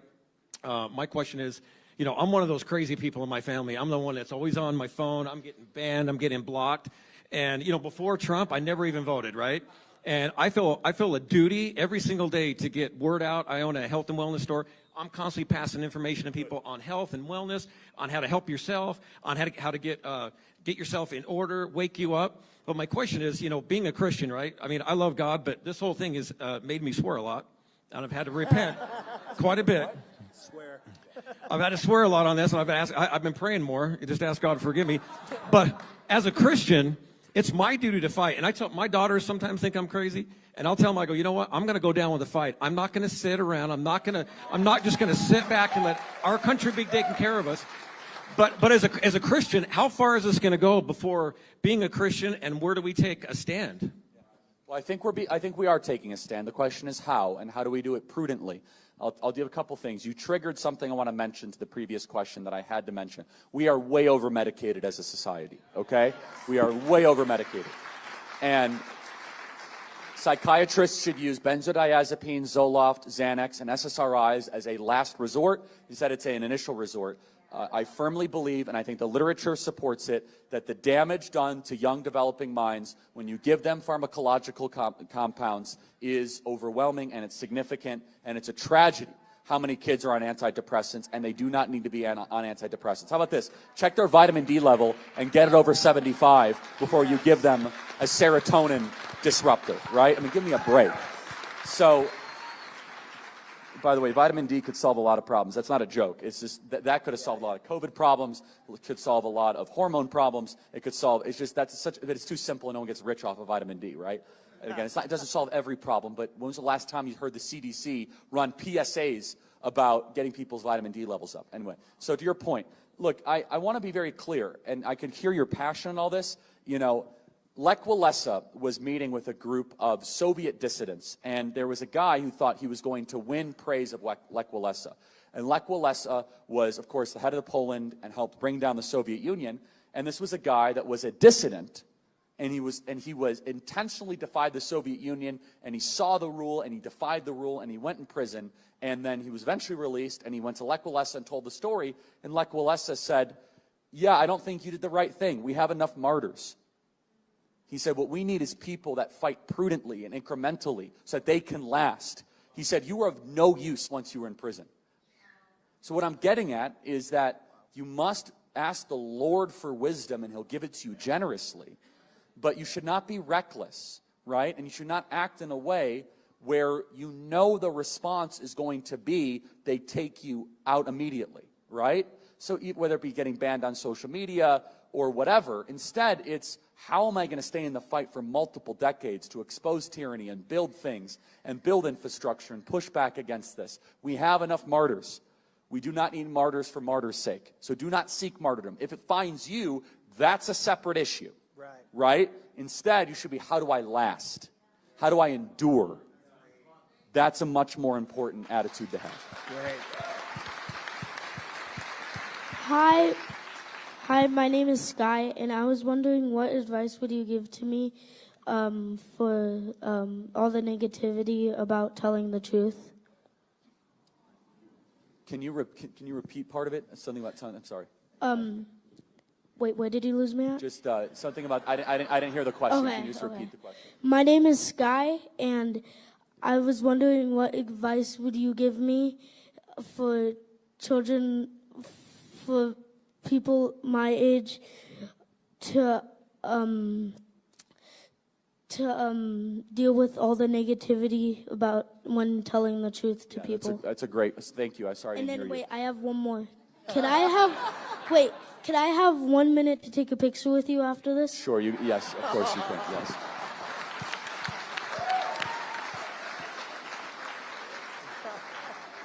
In the as Pastor Jurgen would say, you ask and you shall receive. Have not, because you ask not. So I have to do one Pastor Jurgen impersonation every as you time I'm should. awake. So good, Charlie, so good. So, Nailed it. So to your first, telling the truth will come at a price. It is not a question, it is a guarantee of the scriptures. And so how do you deal with it? You have to look at it as no different as I'm going to get tougher and my muscles are going to get stronger. The earlier in life you adopt the attitude, not for God to remove difficult circumstances, but instead to make you stronger for difficult circumstances, the happier and better life you will live. One of the big problems, to go at the mental health issue, is we have convinced young people that we can rearrange society so that suffering will never touch you. Be good. Instead, we should say, let's make you tougher so when suffering does come in your life, you can endure it and still be happy and joyful. Great. Thank you, man. God bless you. Come on. Next question. And yes, come get a picture afterwards, okay? Hi, my name's Ethan. I've been involved in political debates and discussions since I was in 5th grade. And so knowing all the stuff I know now, I'm kind of more afraid to step into like the career field. I'm 18 now and a senior in high school. How am I as a conservative supposed to interact in society while still being able to find a job and not get fired for my beliefs? Yeah, that's an understandable fear. So the question is, what do you fear, right? And if you fear not making a wage, okay. Or do you fear the backlash? Do you fear the intimidation, right? And that's a question only you can answer. You should fear God more than all of those things, though, okay? And the fear of the Lord is the beginning of wisdom. So again, do not be reckless. God gives us reason, and he gives us self-control. At the same time, you have a choice to make. And I don't know what choice you'll make, and both of them are understandable. I can tell you what choice I make and what choice I want more people to make, right? Choice A is that I am going to conform because I want a good job, and I'm afraid of the alphabet mafia. I am afraid of the rainbow jihadists. I'm afraid of these people that are going to try to ruin my life. But I want a good job, and I want to be able to buy a home. But you will not be free, and you will not be happy, because you will have to be a different person in public than you are in private. And that creates double-mindedness and tension, unhappiness and despair. But maybe making money is important to you, because it is for a lot of people. And they tell me, Charlie, I can't do that because I might lose my job and I have a mortgage to pay. Okay. But let me tell you the path that you might want to take. Again, I'm not you. The path is this. Say, hey, I'm going to be the same person in public that I am in private. Wow. So good. And I might not make the same wage immediately, but I'll be free. And I don't have to do the, is anybody listening? Or, oh boy, did I just text somebody something I didn't mean to text them? Or did I get found out that I went to an event? Or did I ask a question? Or did they find out I own a MAGA hat? It's irrelevant, because everyone knows how you feel and you're free. Wow. The number one form of censorship in America is self-censorship. And look, there's a lot of good people that self-censor, but you're in your own self-created tyranny. Let me tell you this. The fear that you're not going to be able to make a wage because you speak your mind is largely unfounded. There is a parallel economy of entrepreneurs that are rising up in record numbers that will not just be okay, they'll be enthusiastic to hire you if you speak your mind. So, you have a choice to make. Whatever choice you make will be the right decision for you. I want to live in a country where people say boldly, I'm going to be the same person in all circumstances. That will make America a freer country. Amazing. We can do two more. One here, one there, and then we have to wrap, okay? Hi, Mr. Kirk. Thank you for being here. My name is David Barsky.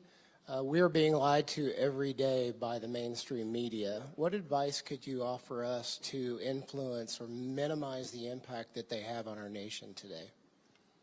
Thank you, and it is a great softball to my shameless plug, so I really appreciate that. I am going to do a shameless plug, and that it partially answers your question, then I'll answer it more broadly. Yes, we are creating media that I think might bless you. Every day, we do 3 podcasts, 3 hours of radio. Anyone watch us on Real America's Voice? Anyone watch us? A couple people. We're live on Real America's Voice for 2 hours every day. We're live on Rumble. We're live on YouTube. Okay, this is free of charge. It's a way to bless us and bless me. If you guys would take out your phone and just follow this QR code, and you press the plus sign in the upper right-hand corner. If you do not know what a QR code is, let me enlighten you. Every single phone has a camera. If it's an iPhone, you just follow the link. If it's Apple, there's that plus sign in the upper right-hand corner. I don't know if I agree with Helped America. But I do not agree with taking the life of another person because of words, or even because of their potential to maybe reach a government office. I don't know if he ever really had the true potential to reach government office, but I do not support taking another man's life for his words. You might, oh, Charlie, it's silly, it's stupid, it's insignificant. It's how we remain strong against the people who wish to censor us. When just thousands of people like yourself say, okay, I'm going to give you a subscription, it becomes... And yes, I do understand that he had several mass shooting incidences. He just treated those children like, oh, well, big deal. I got my gun rights. It's very hard for them to suppress us, okay? And tons of other people hear our message. And by the way, this conversation will be reposted on that podcast feed. And so the first thing on the media is stop giving them support. Stop listening to the CNN. Stop reading the New York Times, right? And then support independent journalism, right? It might be the Charlie Kirk Show. It might be Steve Bannon's program. It might be James O'Keefe's new media company. It might be what Tim Pool is doing, which I'm a big fan of. Whatever it is, find independent content creators that are out there that speak their mind, that are really willing to push the boundaries, that are obviously not controlled by the corporate uniparty, and then say, I'm going to give them my attention. You might not agree with them on everything and have some grace because it might not be as well produced as the big flashy products, but then use your news consumption choices in alignment with the people that are really standing courageously, right? That's my recommendation, whether it be Matt Walsh or the Daily Wire or whatever it is, right? That go search out that new media, because yes, the mainstream media is lying to you, but we're living through this. Is you want hope? The new media landscape, everybody, is the healthiest it has been in my 11 years of doing this.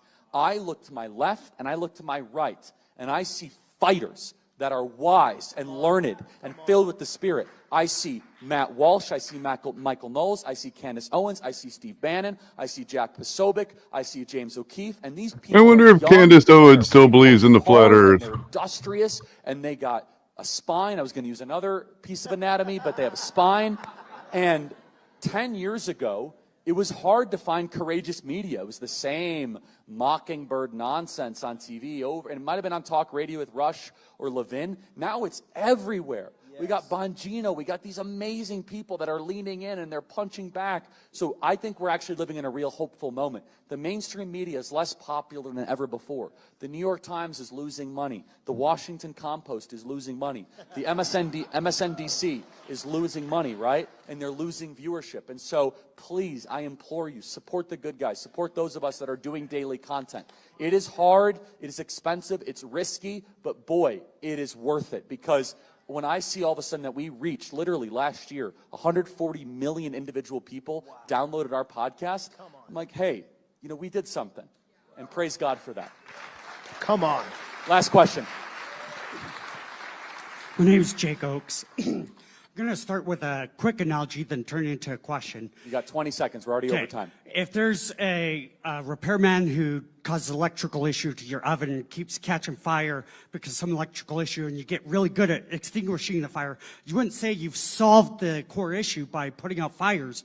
So how do we help the conservative movement understand that simply being reactive to issues is not solving our core problem. We've got to learn timeless principles. Yeah, no, I agree. So how do we do that?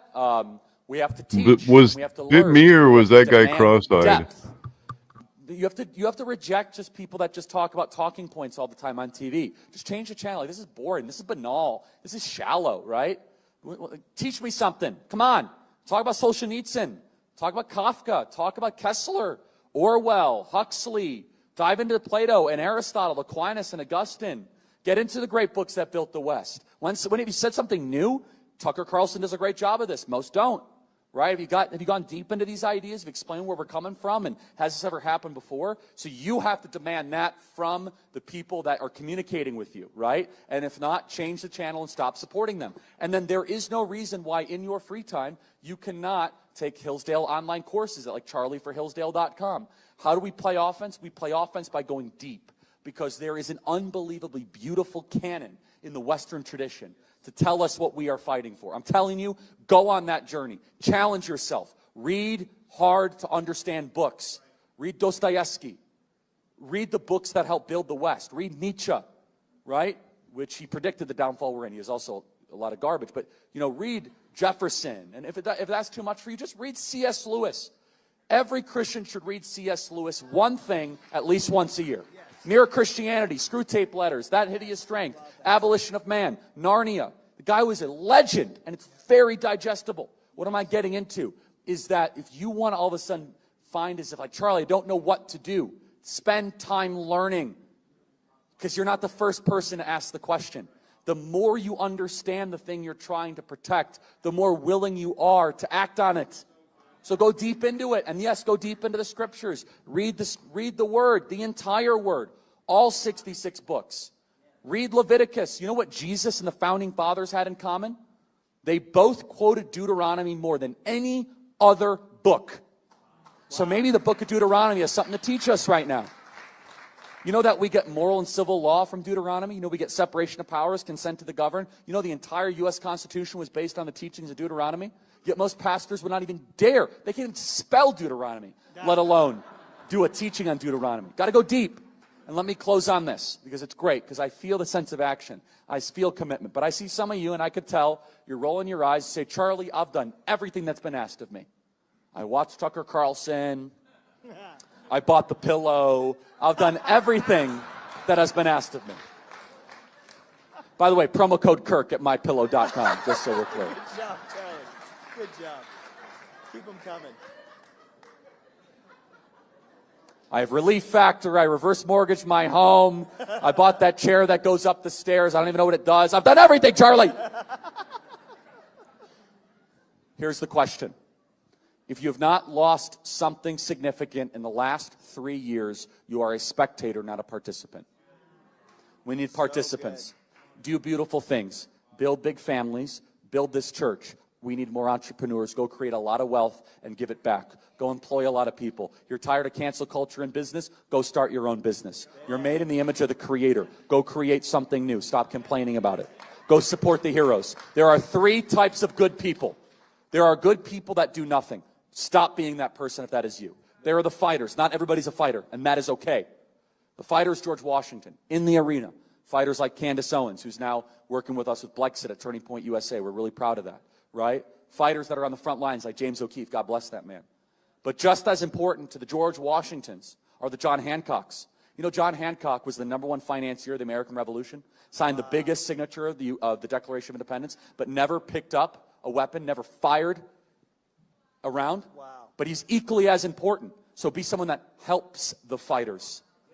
So don't be a good person that does nothing. No more spectator. That has to be the pledge you make to yourself tonight. I'm done being a spectator. I might not be a fighter, Charlie. I might not be the person to run for the school board or be a person to knock on doors. But Charlie, I'm going to be there for you and for Turning Point USA, praying for you, fasting for you, maybe giving $10 a month. I'm going to be there for you, James O'Keefe, to help you out. I'm going to be there and say, hey, Charlie, the way I'm going to help you is I'm going to create $1 billion business, and I'm going to give it back, and I'm going to be the George Soros 10 years from now to finance this new founding conservative movement. We need that, by the way, whatever it is. So no more spectators. Nope. So, on closing note, I feel sorry for his family. I really do. And it really, really, really is sad that he was a new dad.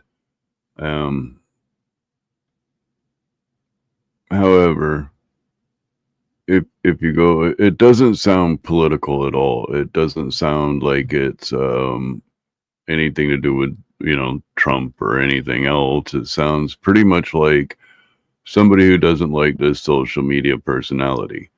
And I do not believe in the silencing of another man at all. I don't support it. I brought up some words the other day which were meant to show that the other side, who says they want us to toughen up, when we finally toughen up, well, they don't like the reality brought to them. Let's just say that. They don't like the truth being shown to them directly.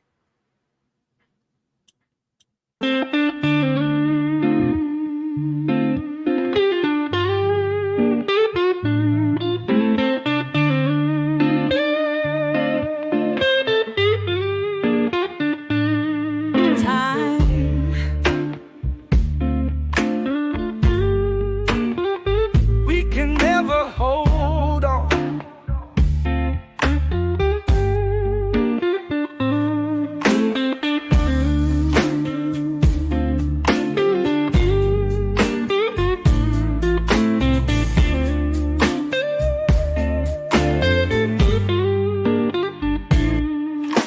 Clouds are playing hide and seek, sunshine bidding shy retreat.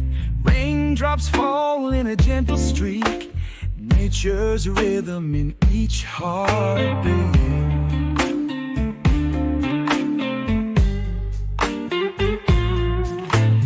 Wind whispers secrets to the trees, leaves dance to an ancient song. Storms arise with wild decrees in this world where time moves on. Tick-tock goes the clock, weathered days forever flow.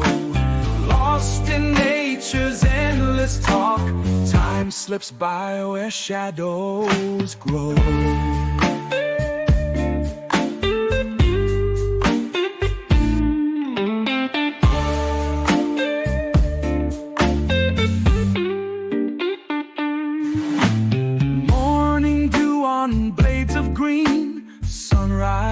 Wakes the sleepy lands, afternoon breaks the golden sheen, stars blink in their distant strands.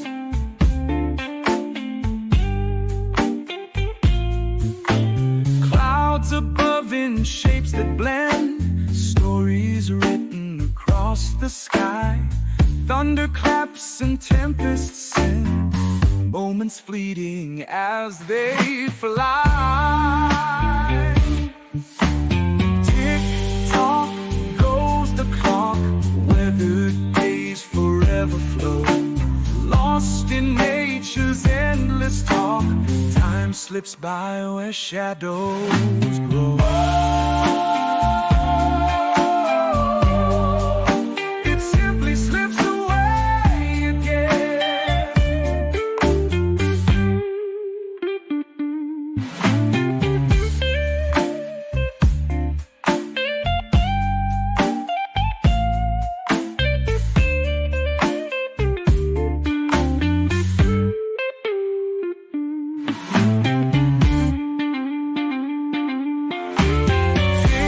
Talk goes the clock, weathered days forever flow.